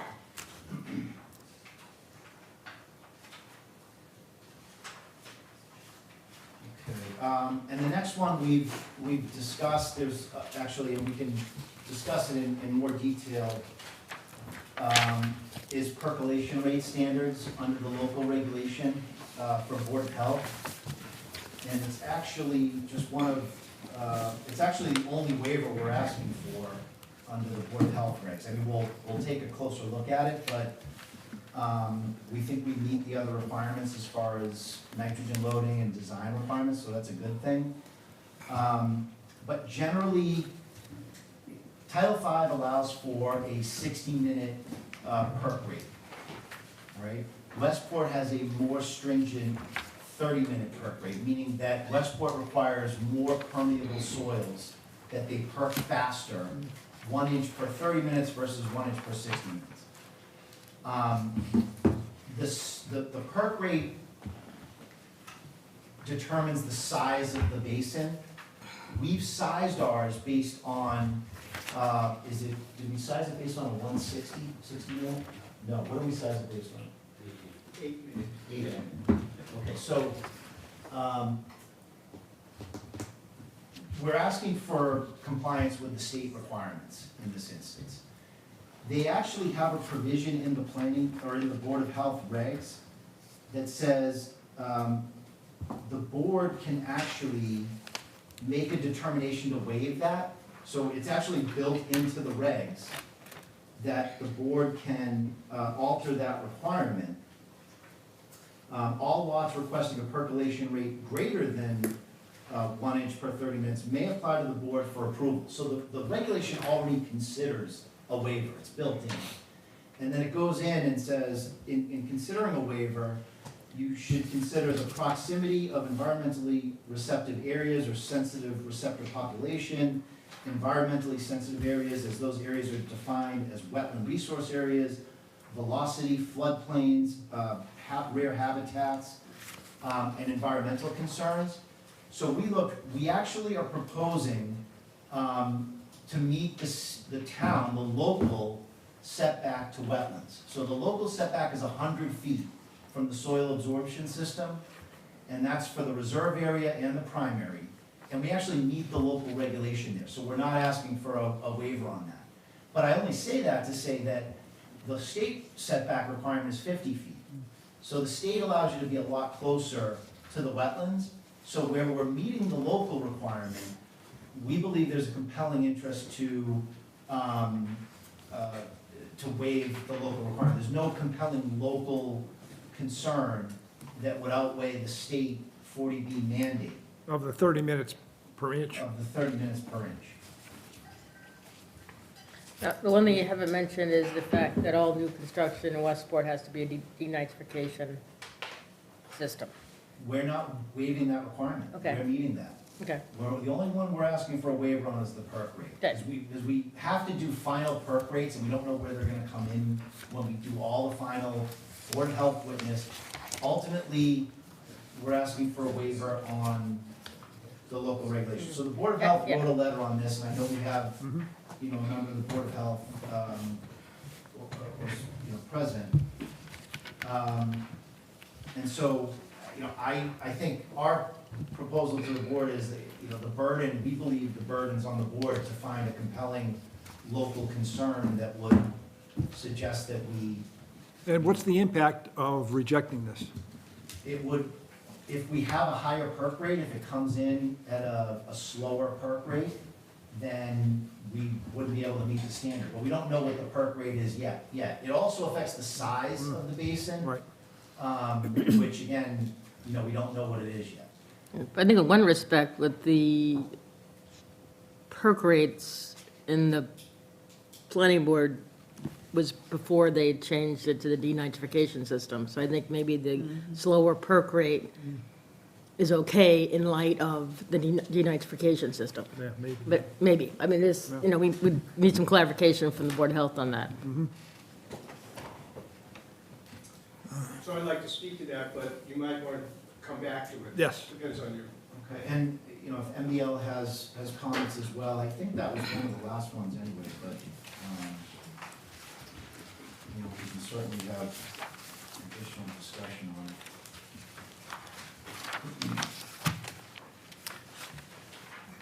So as far as highlighted sections, you know, we think, I'm looking at these, I think the next few are procedural in nature. I just want to mention that I believe that I have several pages that are not here. I have several blank pages, and then it picks up again as a partial paragraph.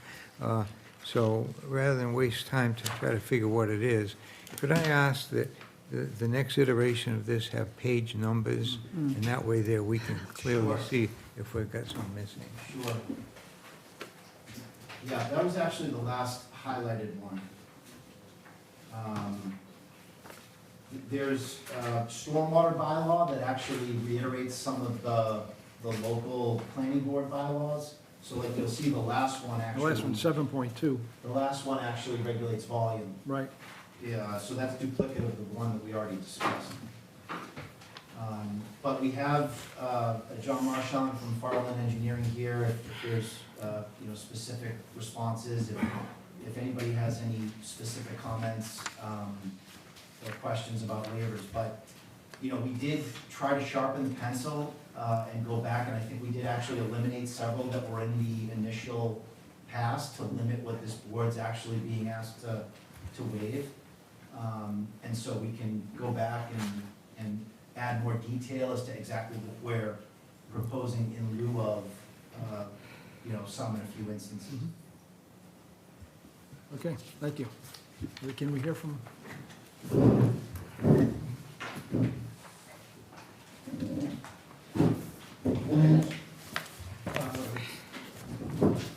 Yeah, so I'm here to speak about the local regulation percolation rate, which I think as council said, it expressed a baseline, a maximum rate of 30 minutes per inch. And so essentially, you know, you pour water in the hole and you track how long it takes to percolate through. And as council mentioned, under the way Title V regulates it, it's twice as long. And also the Title V regulations have a coefficient which converts which is kind of, well, it's used to determine the dimensions of the leach field, or the SAS, the soil absorption system. And so we have two grounds that we're asserting to sustain the local regulation. And the first, and I think the basis for which the local regulation was adopted, which I think maybe was in 2014, before my time, was that it's a conservative way to to look at the risk to the public health and the environment, particularly for a project like this, which is generating 10,000 gallons per day of sewage. And because unless a system like that is consistently and properly managed, it runs an unacceptable risk that sewage will break out if it's not able to perk at that rate and it'll leach into the surrounding environment, or it'll back up and 38 houses may not be rendered uninhabitable because they can't use their plumbing. And as council recognized, there is a built-in process within the regulation, the waiver, the propane regulation itself, that as site conditions require it, there's built-in flexibility. So in terms of risk, we think this is a good way to manage the risk, which is to set a minimum perk rate that is reflects a more permeable soil to accommodate sewage coming in, and it's particularly relevant where you have such a high flow. And then second, it's not an absolute maximum because it does allow the applicant to request additional rate flow, and we can consider it. And the second part of the objection goes to the fact that other than making the statement that, well, we might get a higher perk rate, a slower perk rate in that sense, the applicant has not submitted any evidence to support that the local waiver will prevent the completion or the implementation of the project. And I'll go into a little detail about this, but if you compare the level of effort that was put in on the stormwater regulation in terms of making the case as to why detention basins, whether you read it out of this, there is none of that in this. There's no rationale to do it except the speculative notion, well, we might not be the minimum. And in fact, the information that has been provided is actually undermines the waiver request and is itself contradictory. So it was mentioned that the information that was submitted to the ZBA as to the septic plan in the most recent set of plans, which is the March 28th plan, had the septic system designed with an 8-minute perk rate, which is 5 times faster than what we required. And that's how they designed the septic system that you would be reviewing at this point. It's in front of you right now, okay? So if they're reaching 8 minutes, and our rule sets the limit at 30 minutes, they don't need the waiver. So why do you need a waiver when you have a plan that says we're doing 5 times better than that? But then, last February, they did another perk rate. And the perk rate not only failed our limit, but also Title V's limit. So right now, if you just relied on that perk rate, the location where they plan to site the leach field is not viable. And so there's no information that I think the board, in the event it went up to the housing authority, gosh, this is obviously where council comes in, has submitted any information that what the local regulation requires is going to interfere with their project.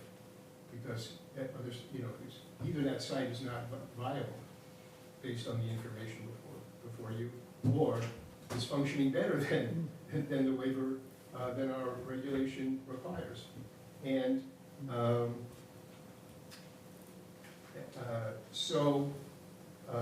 and related to the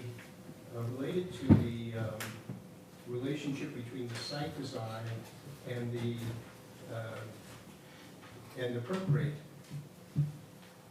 if you increase the level of the, let me put it this way, if they reach 60, the maximum Title V rate, the size of the leach field would increase over their current design by 4 times.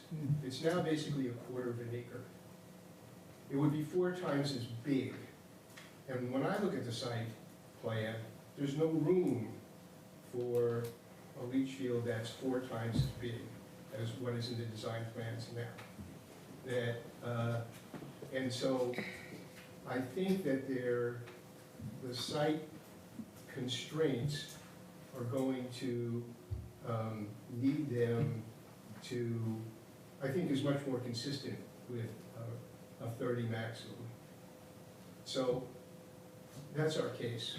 We think it's better to protect the residents and the abutters, and better to protect the environment to start off with a conservative per collection rate, rather than allowing them to go to the maximum state rate because of the scale of the project. And we also think they haven't made a case to the board, based on the information they submitted, that justifies a waiver. Okay, thank you. One question from wearing your 2 hats, right?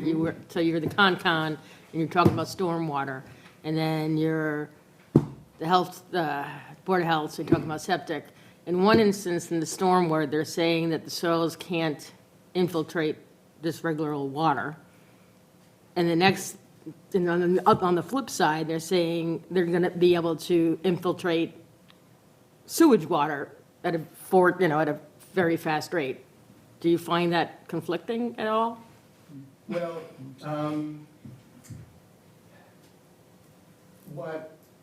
I guess the best way to answer that is just looking at the data that has been submitted.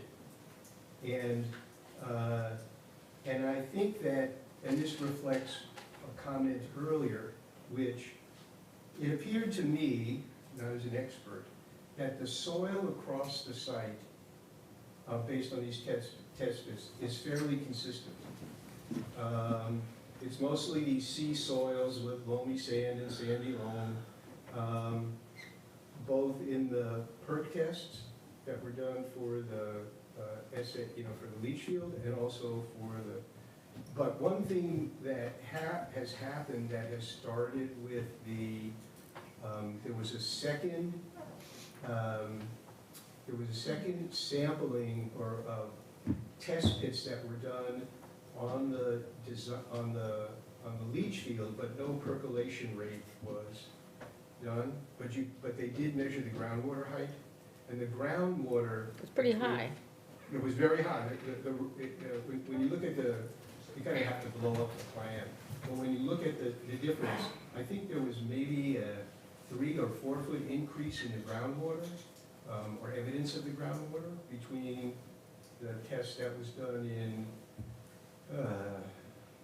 2000 and, I can't remember what I write down.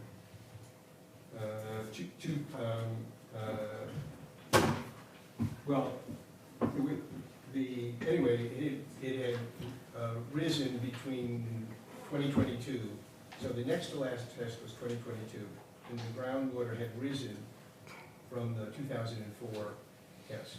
And that could have, but there was no perk rate. Mm-hmm.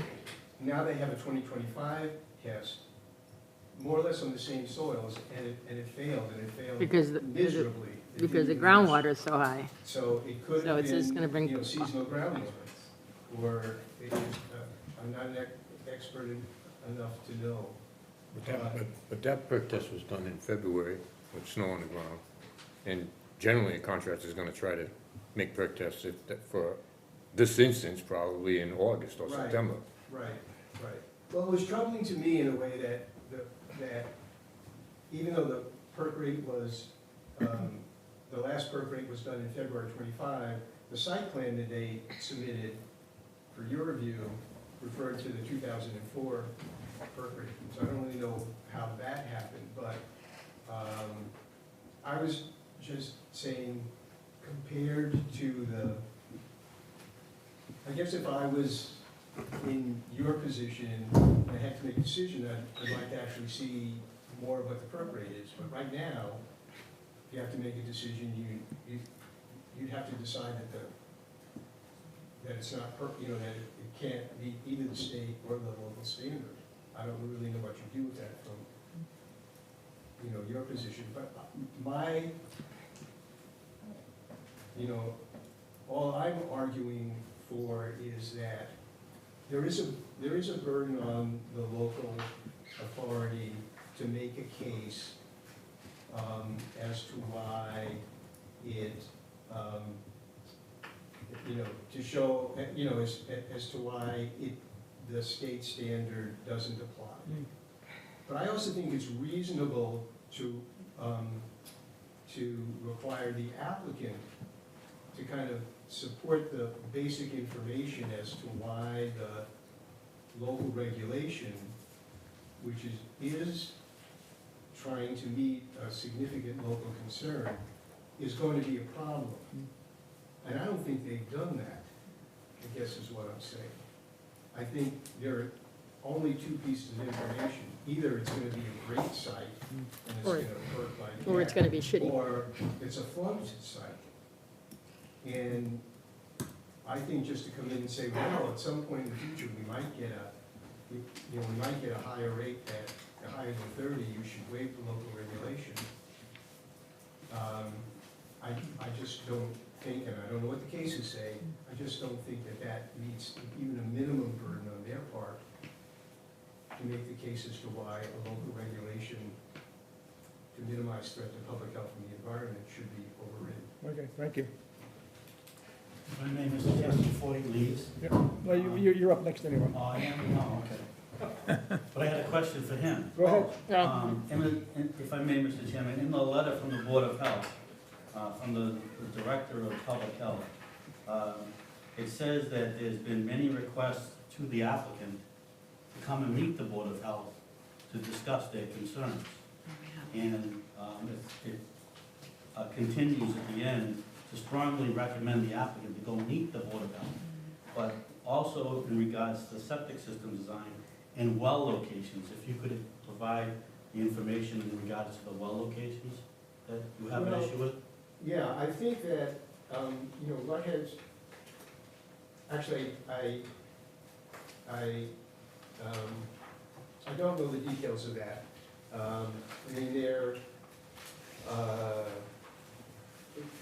So our regulations require certain setbacks. And then also, I think what has been raised is that one of the, when you drill a private well, you're looking not only at water quality, but you're looking at the quantity of water that's necessary to serve the size of the home that you are servicing. And here you're having 38 wells built on fairly small lots. And everyone, at full build out, everyone comes in and turns on the shower in the morning, goes to the shower, uses a lot of plumbing. And so one of the things that, we wanted to talk to them about was, had they looked at the capacity impacts of the private wells that, we would be approving. But I think the director was using this letter as a mechanism to reiterate a request that it is made to the applicant to come in and talk about these. It didn't really affect the question of the waiver request. It was just outside it. So, but I wish the conversations had happened earlier on the perk rate issue, because then, the situation might have cleared up in the dialogue, but it didn't, so we're just commenting on what we know now and what our concerns are. Thank you. And does the Board of Health have ultimate authority over the septic? Yes. Yeah, within our, whatever waiver we may or may not get? Right, Okay. yeah. So Yeah. like they have to go to the Right. Concon, they still have State to, regulation, they still have to like go to you. wetlands which we implement. so And they'll then still have to go to yeah, you for and the then, septic and the well? I think the only difference is that if we make a decision that an applicant doesn't like, it goes to Superior Court. Doesn't go to DEP. They can't apply the local regulation Right. either, Mhm. so Right. you have to make that determination. We give them Yeah, the so- playing field in which they have to. Very different from the notice of intent part, because there was no more restrictive local regulation involved in that. Right. But Right. this, there clearly is, so. Yeah.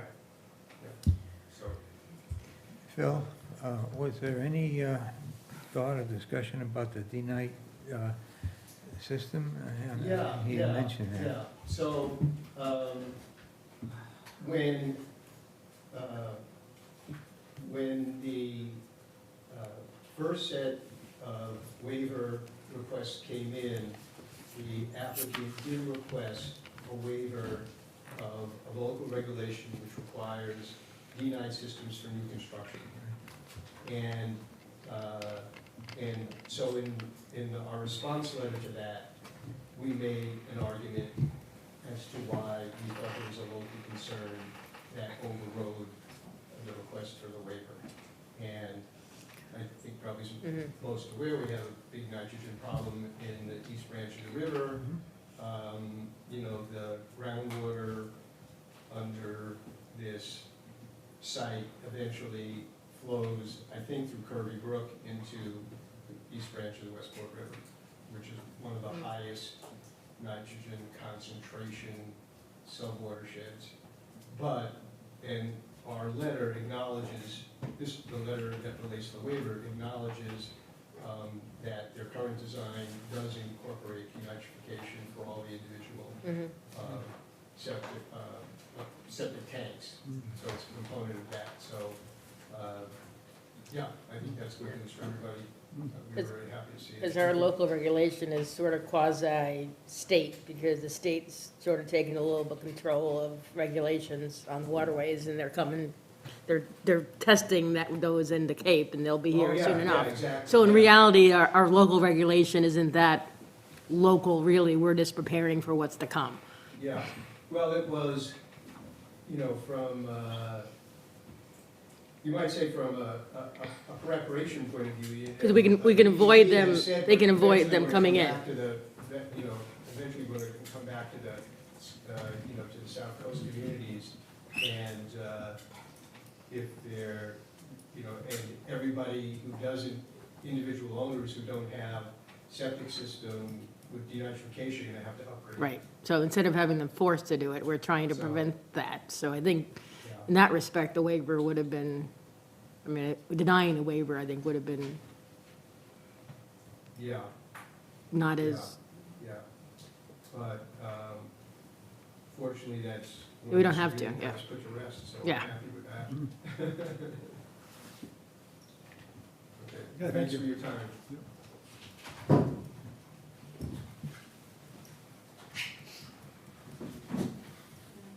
You come up?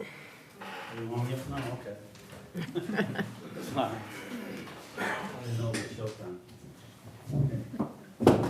Yes, sir, Mr. Chairman. Start off with name and address and then. Okay, Brian Dunn with MBL Land Development and Permitting. I'm the principal of the firm. The office is at 5 Bristol Drive in southeastern Massachusetts. Right here is your peer review consultant. Yeah, so, do you want to hit on any of the waivers that they are requesting that we haven't discussed?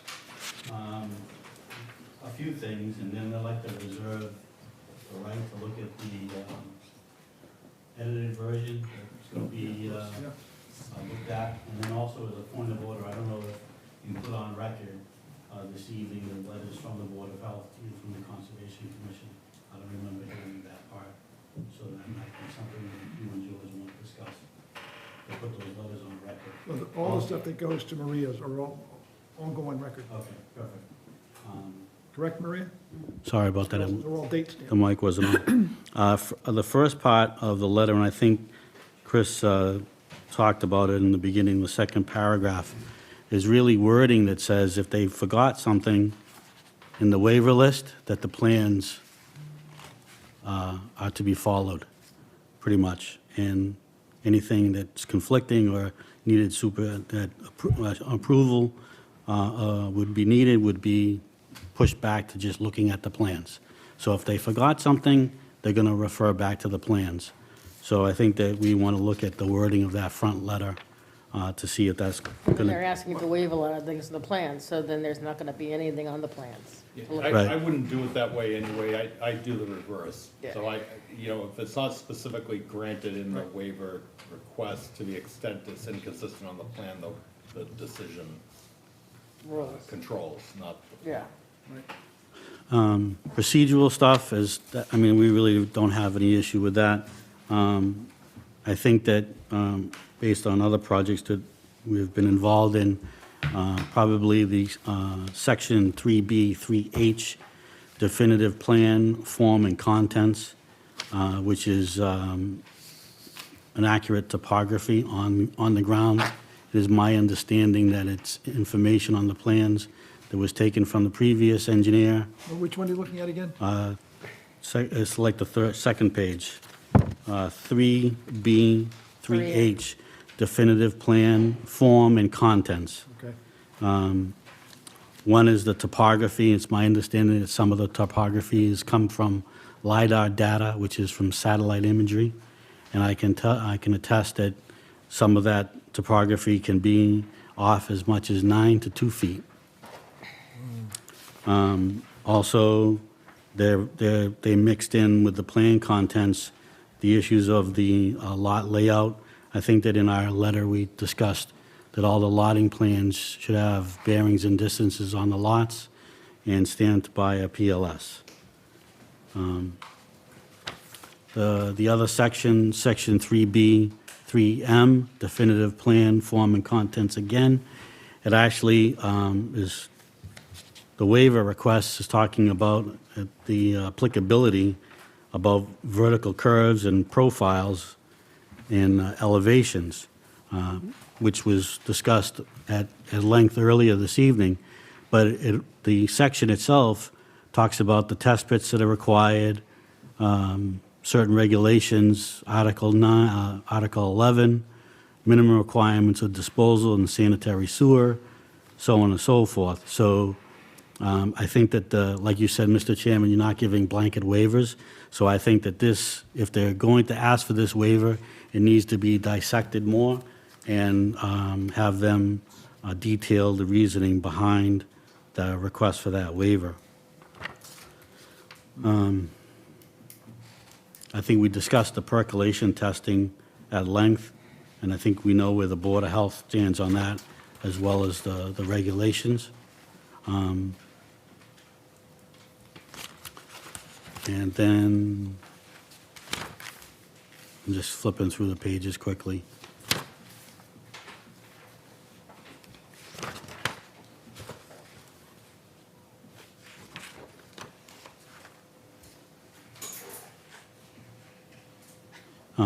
I think that Section 4A, 1A, design standards, streets, location is alignment. I think there's been a discussion about minimum and maximum slope of the roadways, but I think that some consideration should be made whether or not they should provide the slopes on the plans and also the profiles to make sure that the roadways are designed for safe passage. We're at 4A, 4A, 1A, design standards, streets, location, and alignment. yep, okay.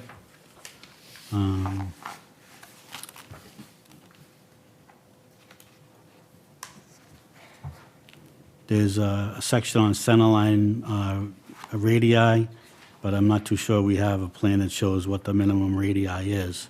So there's no, like you said, no blanket waiver. They should provide, if the requirement of the centerline of radius is 150 feet, they should say, well, we're providing 100 feet, and these are the reasons why they're asking for that 50-foot difference.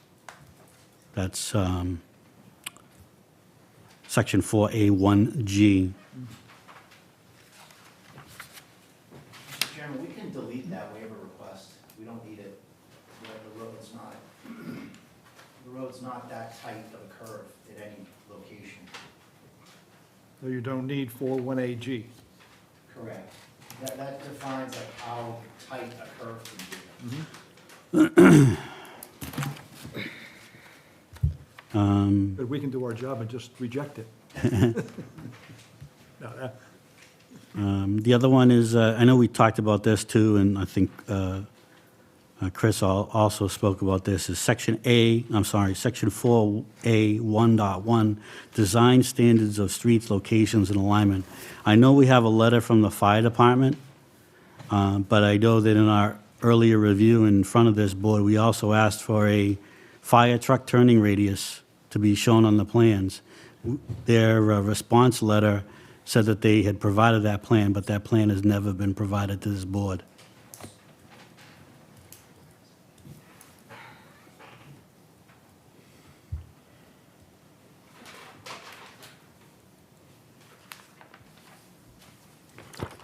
I think we discussed it nauseam to the Section 4A 3B, design streets and standards, grade. Chris eloquently described the negative slope coming into the site, and that's really is, that's the end of the other subdivision that may have been approved or not approved. So, but that negative grade is really to keep stormwater on, the reason is to keep stormwater on the property so it doesn't go off property, off the street. So I think that if they, provide some reasoning behind that and why that should be waived, that would be great. Other than that, they should show those slopes on the plan. Dead-end streets, the next one, we talked about that. I think that we want to make sure that the fire department is okay with the dead-end streets and the length of the dead-end streets. Next one is Section 4A5, design standard streets and turnarounds. I think that as long as the fire department is okay with that, and they're also showing that, that fire truck turning radius on a plan, then that should be okay.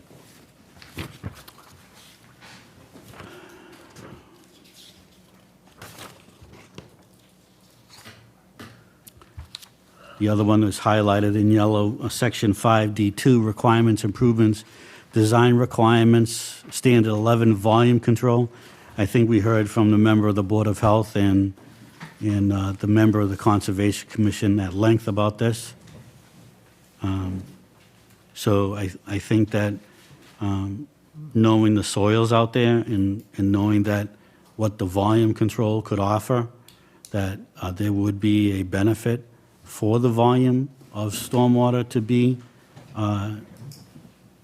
utilized as part of this design, and also have the recharge that we discussed at length.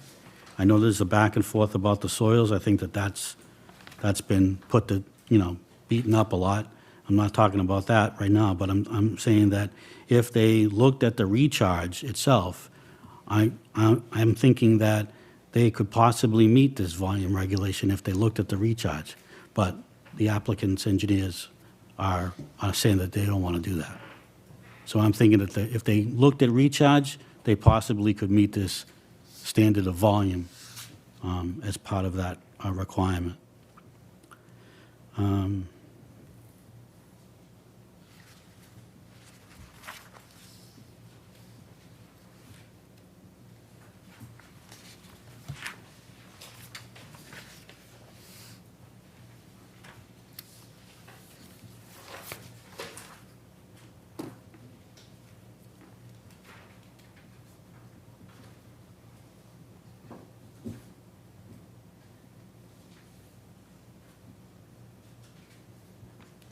Okay. Fire protection on section 5.I, required improvements for fire protection. I think we discussed this ad nauseum as well. I think that we want to make sure that whatever the fire department has said in regards to the tanks, whether they're plastic or concrete or whatever kind of material comes forward as part of that.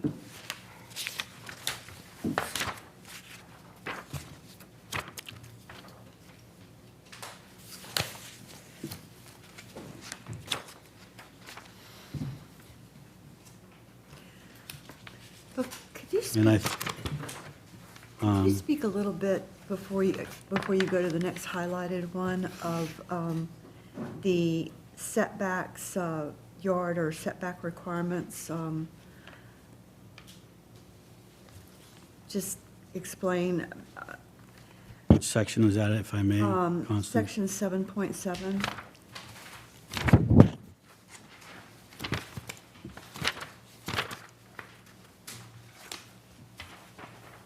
They want to waive the minimum setback requirements at the front. Right, so if you look at the zoning regulations, and I don't have them in front of me, it might say that the minimum lot size has to be an acre or an acre and a half, and it must have 150 feet of frontage. It must have a 50-foot setback to a building and, 25 feet side yard. So they're asking waivers on the dimensional requirements and intensity to put all the lots closer together and the homes closer together. So based on the plans and those setbacks that are on the plans are what you're waiving. So they're asking for waivers for all of those dimensions. Right. But like the chairman said earlier, it shouldn't be a blanket waiver. It should be more specific. I'm asking for a waiver on lot area. I'm asking for a waiver on frontage. I'm asking for a waiver on the front and side and rear setbacks. And they're supposed to be 50, and we're providing 25. The side is supposed to be 15, and we're providing 10. So, And like you said in your critique of it, there aren't any, the lot sizes aren't identified. correct. But they're So all- they had, Well, they are identified. they are now, but the bearings and distances have not been placed on the plan, and usually that's something that's on the plan as part of that requirement when you create a lotting plan, and it eventually is going to have to be done anyways. And what about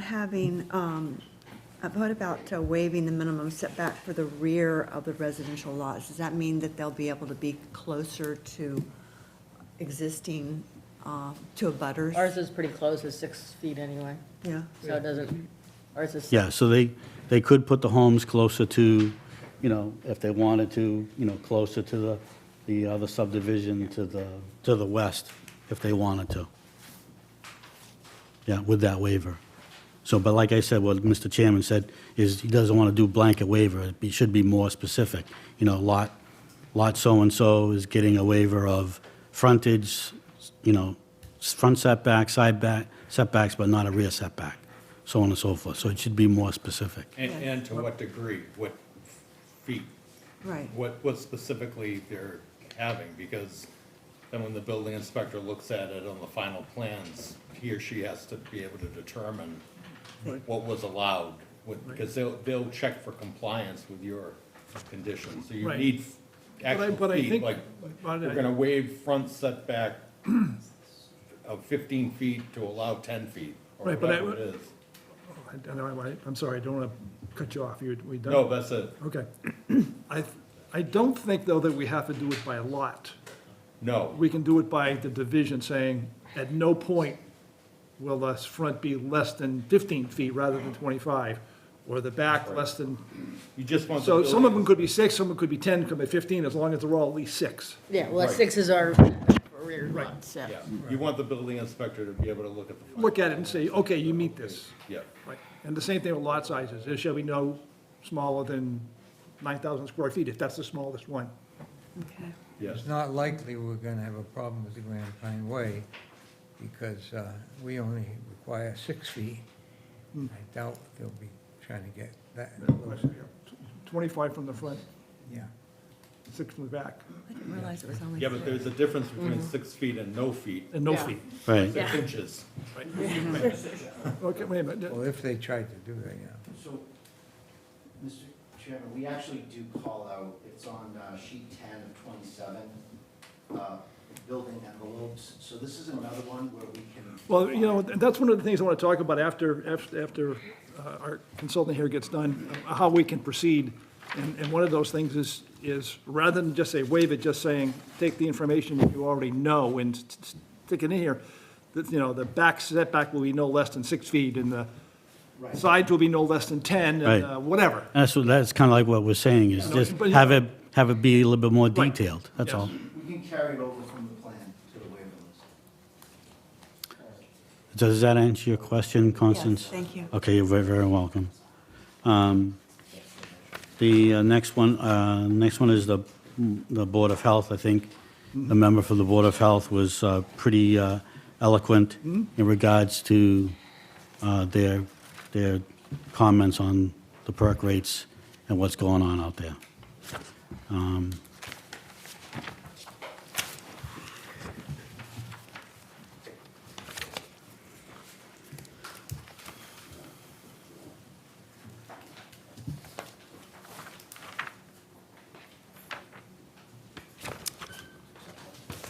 And I think that might be it, Okay. unless Tracy has something. Tracy, do you have anything that pops out of your mind right now? But I like to, like I said before I started, to reserve our right to comment. Well, yes. Once we in fact, get and we're gonna get once into we it. get this That's draft and one we of the start, things. editing and making comments on things. Right. Okay, you can, I'm all set? I can You're go all- now? right. Thank you very much. Back up. What I'd like to do to proceed is two things.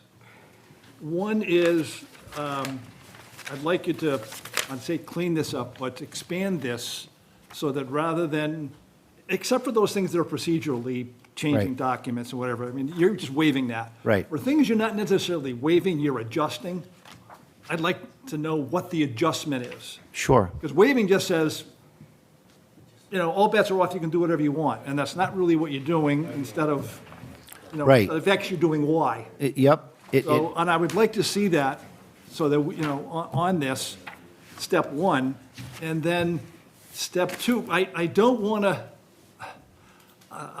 involve everybody in discussing all of this, it's going to take us all year. So, and I talked to our attorney about this, and what I'd like to do then, after we get clarification on these things, is to have a small working group of somebody from the board, somebody from the applicable areas, to just go and say, what does this really mean? And come up with a suggestion to bring to the total board at the next meeting, so that we at least have some semi-consensus between, say, Concom and the health and, and planning and everybody, that here's how we think we want to proceed, to bring to the whole board at the next meeting. Is that, You can do that. Some some form of that. some form of it, right? What I was, thinking is that, it sort of goes across a whole bunch of different areas, so I don't really think it's necessary that we have a working group with somebody from Concom, somebody from health, somebody, attorney, what would you think about somebody from the board working with somebody from health, and then working with somebody from Concom to go over these issues? What are they? A little bit of detail, and say, okay, here's a recommendation to bring to the full board at the next meeting. Mr. Chairman, would you also suggest or recommend that a member from the applicant team or couple also be part of it? Well, that's, Because I think that, we've done that many times before workshops. that's what I'm gonna work through with our attorney to see what's the most appropriate way of doing this. Can I step in? I think that having the working session like you're saying, and having Chris or someone from their team there as well, would be very, very productive. We've done this in the past, and it has brought all of the issues to a head and come to agreement during those sessions. Well, it comes to a recommendation, not an agreement. Right. Correct. So there's an understanding of where everything sits during those working sessions. And I highly recommend it, because we've done it before, and it's been very effective. It's really up to the board if you think it's useful. And then if you do think it's useful, then what the composition would be. If you have a representative of the ZBA, I would recommend having only one representative. Anything that gets discussed at any working group would be brought back to the full board at public hearing. Yes. So you also need the time for that. Right now, your deadline to close the public hearing is June 5. Yes. So it doesn't give you a lot of time. No. You need a more, you need the more elaborate waiver list Yes. before that working. Before that can even start, because they're gonna have to be working off of that. Yes. Right, like I said, Is it appropriate to ask for an extension now? It's appropriate to ask for an extension at any point in the process. you don't see any legal problem, though, with a small working group, one member from the board, one member from our consultant, one member from the petitioner, Yes. and fine. somebody member from health, whatever, and just work through those issues to come up with a recommendation to the board. Yeah, or a summary of where the final points of contention are. Yes, That's fine. right. Yeah. Yes, right, yeah, I mean, it could be recommendations. Yeah, and as long as it's done and brought back in the public hearing, so that everybody knows Right, who right. met when and what was discussed and Right. what was the result of it. Yeah. Would there be Yeah. anybody at this working group meetings that would record what was going on so that we, We'd have to, yes. so would that be okay? Would it be Maria? Would that wouldn't be a problem, having our No. our administrator. Without recording it.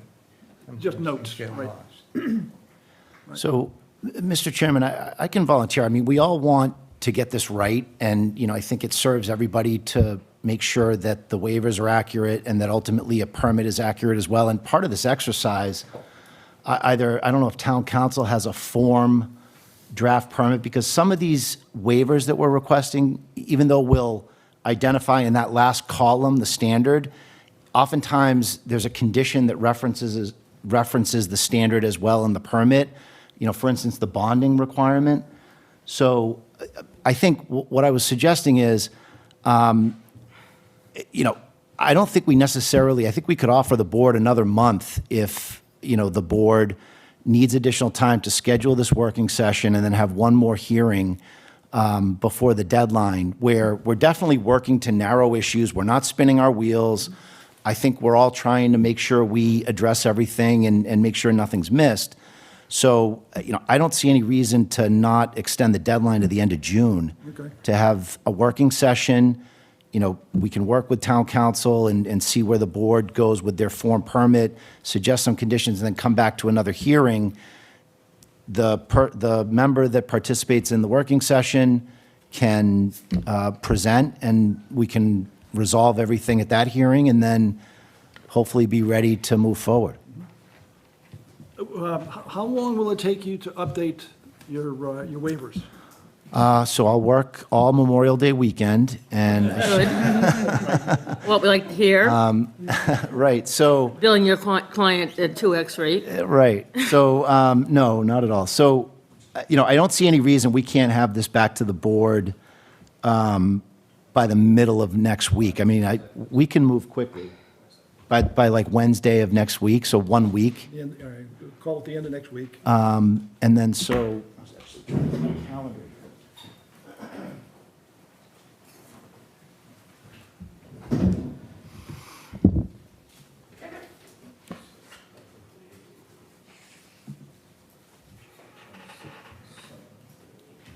So, you know, a work session the week of June 2nd? Well, it's not going to be, it's going to be of one-on-one, it's going to be.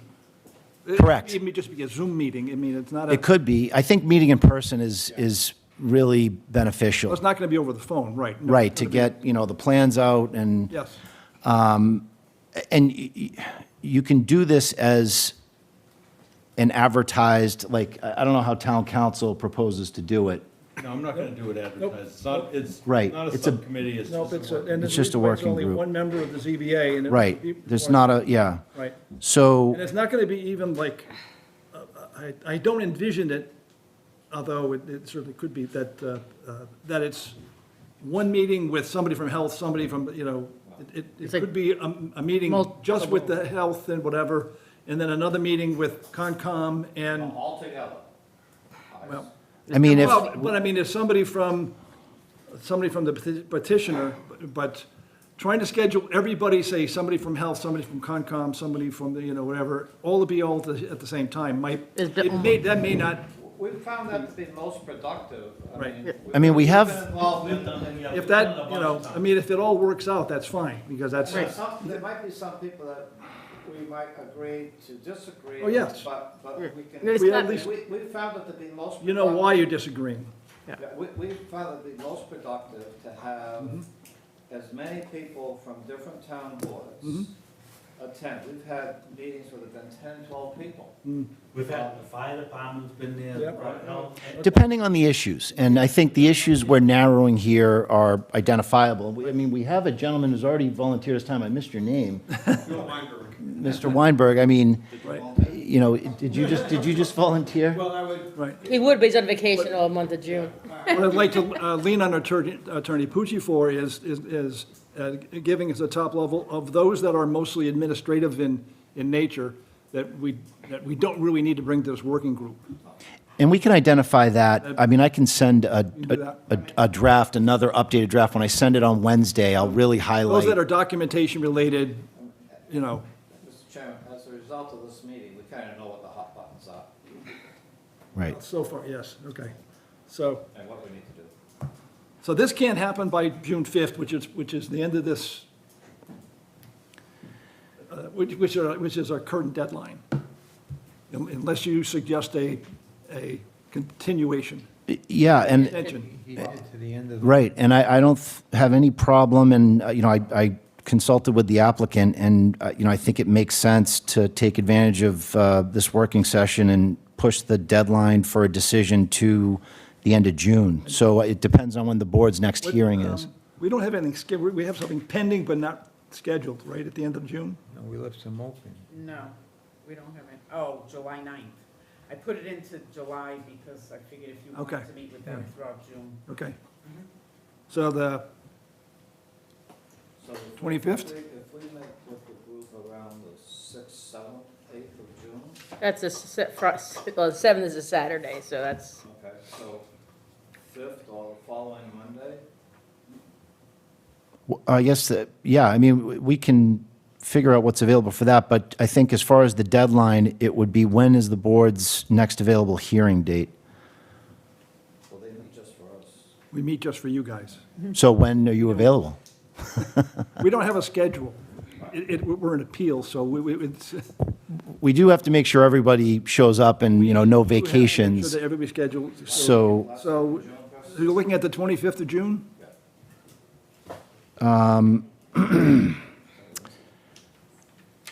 is the Tuesday or Thursday available that week? No? Not Right. the Tuesday, we Oh, have a meeting on the Tuesday. right, yeah, Tuesday we can't do, right? Oh, my side. The Thursday? You do Thursday. Thursday, the 26th? Do it the Thursday. Yeah, Could everybody be available on the 26th? I might not be able to. I'll have to cancel. So the 25th doesn't work. I'll Well, keep going. if we, What time would we meet on, if we met at 7 on the 25th? I think I could make 7 o'clock. Yeah, we could do that. We just don't want to get stuck. I know, yeah. Yeah. Do we already have something on the 25th? No. No, we don't have anything. Yes. I'm going to put it on July 9th. It's gonna- Okay, so that one's out. I can't be there on July 9th. Oh, that was one of the dates. Yeah. Oh, it was or. I sent you. I see. Okay. Yes. So can we do Well, 20? July 9th is not for this Wednesday is case. Yeah, so it's okay if you're not here. Okay. We'll miss It'll be you. okay. I'll be at the Revs game. I already have my ticket. So, 25th, okay for everybody? yeah. 7? George, 25 June. George, which night can't you make it? The 9th of July, I'm gonna be at a That's Revs something game. else. That's not going to be, it'll be something else. Hopefully a lot easier. So the 25th at 7, That's, if everybody is available? okay, I think you actually have to, right? You have a form for that, right? Yeah, except I don't have the. Oh, no, it's a Wednesday. Yeah, you can just write it out. I request da-da-da-da. Oh, yeah, if you have, I don't know if you have a standard form or, We did, but I do, but I don't have it with me. yeah, I mean, I can represent to the board on behalf of the applicant. I mean, I can confirm via letter. You can just write it, no. if you like you write it. now. Da-da-da, Okay, sure. Request, I'll write it out. You should vote it and file it with the council. Oh, yes. You know that, okay. yes, All right. yes. Well, that's my next question, is that means the deadline to close the hearing is extended for another 20 days, is that correct? The deadline to close the hearing is extended to June 25. That's what you'll Oh, vote. that's Yeah, I would just make it the 27th, couple buffered, and so I'll write this out and submit it, right now. I think, is there anything else we wanted to plan Can we for? try to set up a tentative date as to when we might want to have the workshop?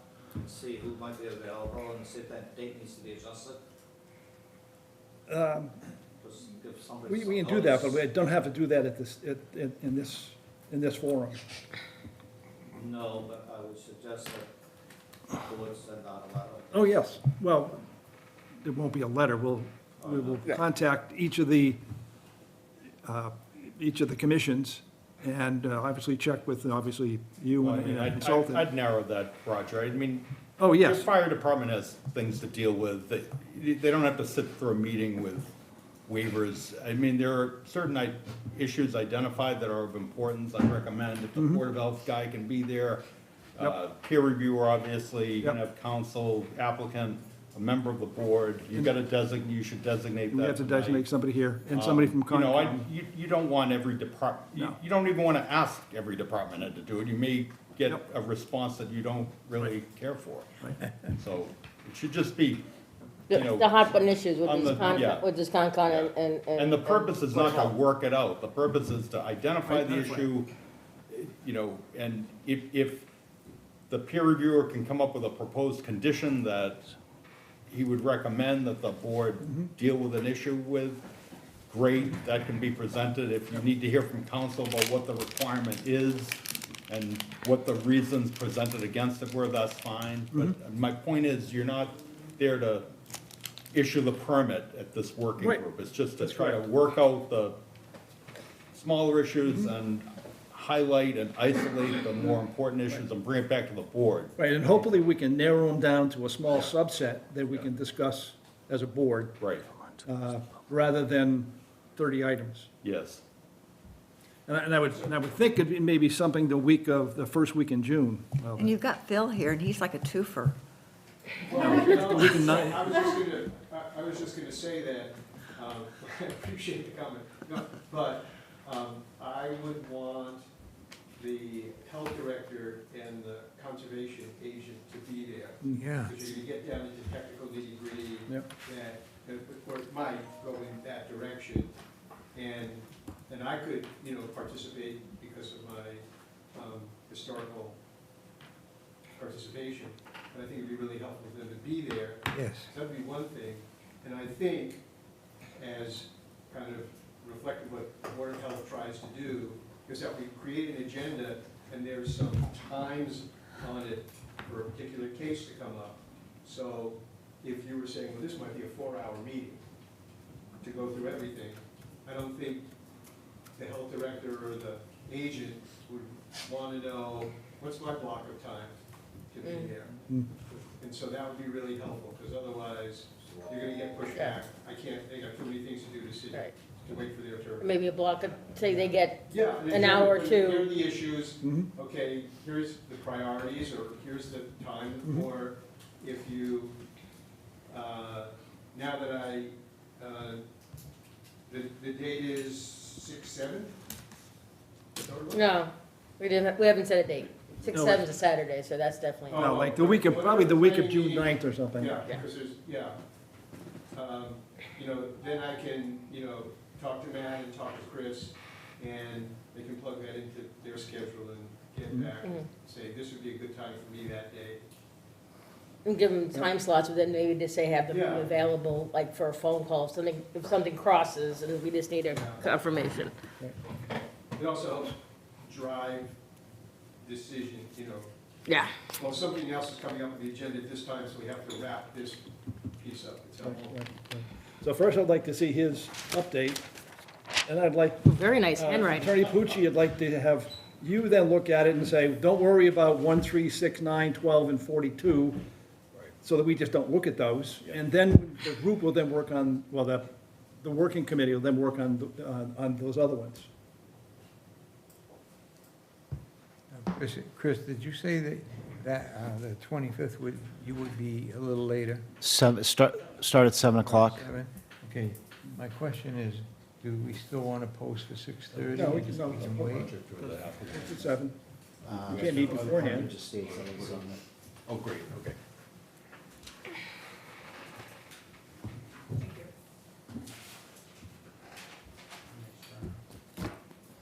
What council just presented was a written offer to extend the deadline to close the public hearing to June 25th. So you 27th. wanna vote that. Well, usually you have them read it, so that you make a motion, and you make a request, and then we make a motion to do that.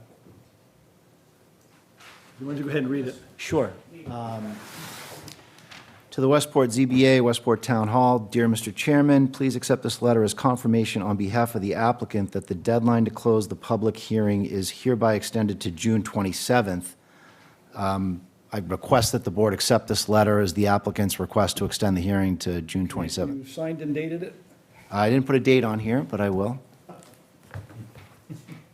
What's today's date, 21st? All day?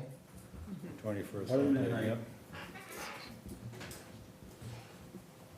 Okay, we have a request to, well, actually, there's going to be, yeah, right, we're going to request to extend the deadline, and then we're going to make a motion to continue. Perfect. Okay, No, you have to move to accept the, Right, accept Extend. Yes. first. first, yeah. yes. I thought you were only gonna move to Nope. continue the date. Yeah. No, we're going to make a motion to accept the extension of the deadline, Got it. then we're going to make a motion to continue to the 25th. 25th. Perfect. Okay. Great, thank Make a you. motion to accept the request for change of deadline to 27th. 27th, June. June 20th. I'll second that. Any discussion? I'm just a little confused, I'm sorry. So you have the deadline before we have our final meeting? No, the deadline's 2 days after. Just in case, Oh, okay, okay. 27th. like, just in case it becomes Just in case. midnight, and we have to come back the next day for it, Just in right? case. Oh, Tuesday. I'm looking at May. Yeah. Okay, never mind, okay, sorry. All in favor, say aye. Aye. Aye. All opposed, no. The record shows it's unanimous. Before I do this, I'll open up to the audience, to the public, if anybody has any question about this before we, seeing none, I'll make a motion that we continue this hearing until, to June 25th at 7 PM. June 25th at 7 PM. I second. Attorney Bucci, we didn't even ask you, I assume you're, I am available. You're available. Thank you for asking this. All in favor, say aye. Aye. All opposed, no. That's approved unanimously. So we will see you all, hopefully, we're getting down to the end of this. Okay, great. Thank you, Mr. Chairman. Thank you, board members, and we'll have an updated waiver list by around next Wednesday. And the more detail you can put in that, so that we know exactly what it is you're asking to waive, would be really helpful. Sure. Thank you.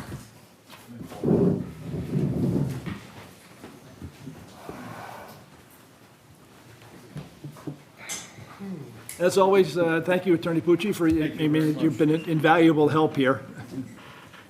As you know, this is something that we do not do very often. Oh, you're doing well, though. Well, I think for a while we're kind of flailing, but, okay. Second order of business is meeting minutes for April 9th, 2025. Maria put together the meeting minutes. Thank you. And so I will make a motion to approve the meeting minutes of April 9th, 2025. So moved. I make a second. I made a Second. motion, somebody seconds. Second. All in favor, say aye. Aye. Aye. All opposed, no. Is everybody up to date on making sure that they have either been to the meeting or watched the video? Yes. I know you did. Did you sign something saying you did that? And you did that. Oh, you I've watched? already done You mine. did that. She has my, And you were halfway. Yeah. I got it done and she has the sheet. Okay, great. Okay, so we are all capable of voting in the, Didn't you miss a meeting?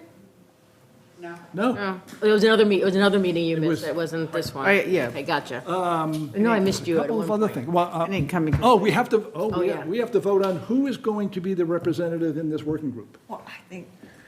I- Like to obviously- just- You think you're going to retire? I think it's gonna be Ray. Maria, but, I think Ray. well, somebody make a, Well, I'll move that our chairman be the working group representative of the zoning board. I second. gee, thanks, everybody. It's unanimous. Okay, we have a motion and a second. All in favor? Aye. Yeah. Can I vote no? That's- Yes, you can, but it doesn't have to be Okay, so unanimous, so- I will coordinate with Concom, with Health, with our contractor, with the petitioner, and, And obviously, if there is the only day that everybody else can meet, you can't, then it's really gonna have to do another person, right? We can have an emergency. it'll have to be another date, I guess. Yeah. Because we, okay. That's gonna be a The- fun schedule. I mean, the whole idea in that is, you know, there's 30 things here. We don't want to discuss every one of them, but we sort of want to at least have somebody have gone through it. Yeah. And not only that, but what is it you're giving up?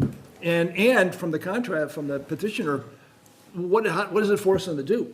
So, you know, I think that's a reasonable approach. The last thing I have is, you realize that they had a town meeting and all the zoning boards and all the bylaws were all, pretty much unanimously approved. Of course, there was only about 6 people in attendance, so it wasn't it was not a Did very people well leave, attended. or it wasn't well attended in general? Was that, Because I was away, I couldn't make it, so. I just watched I it. was riding a horse in Montana. That's slow. It wasn't a lot, But there wasn't even any negative discussion about any of it. Well, it wasn't very controversial. It was not very I controversial. mean, basically, the second, That's all I wanted to find out. home, You've got it. Yeah. the Airbnb. The Airbnb, they just sort of got everything they originally wanted, so. Well, Kinda. They still have to do, they still have to do some paperwork. yes, but Because it.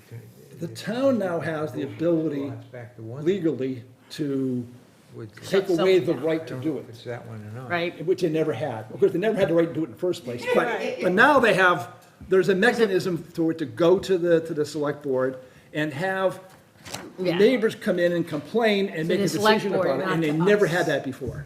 And that's And really, most importantly, not complain to us. and not complain to us. So that was all approved. Which is what- How'd the new moderator The do? new moderator was awful. In my opinion, it was, well, our Areola. brand new. Yeah. It was brand new. I mean, you throw somebody in, that somebody who'd been doing it for 20 years, obviously they know how to do it. So, you know, it's a rough start. Get lessons, I mean, I'm like. It's a rough start. But, I mean, it was obviously disjointed.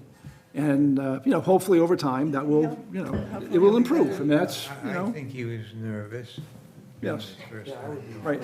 I was sitting, If he's ever been to any other town meetings, I would I was be. sitting near Steve Ford's and he was like popcorn up and down.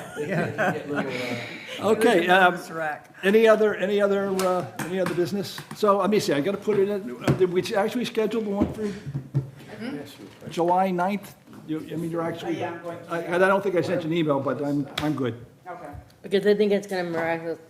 You know, I know, well, We have- let me wait till it closes and I'll answer that question. And we have another meeting next week. I'll ask you after. And Jeff's gonna come to that, correct? Yes. Jeff Lakis. Yes. That's one without any frontage. Well, that's the one that has, right. And there were, well, we don't want to talk about it because it's, right. Okay. Yeah, something like that. I drove down the lane rail all the way to the farm. June 25th at The 7. Several neighboring properties to that has been before the board before. Right. I And looked on the site to see if there's any documentation. There wasn't anything for cones. Not on our site. July, Well, it could be using different addresses at the time. no, I gotta sign this. Could be a Davis, or it could just be a zero, you know, because they're vacant lots. So they don't always give the numbers. Well, it seems like there's Okay, a lot of definitely. houses, seems like there's a lot of houses down there, Yeah. driving down there. Okay, Don't have frontage. Bobby Grillo, Yeah, Bobby yeah, right, Grillo don't have did frontage, so. yeah. Okay, is there any other business? Oh, I make a motion to adjourn the meeting? A second. All in favor? Aye.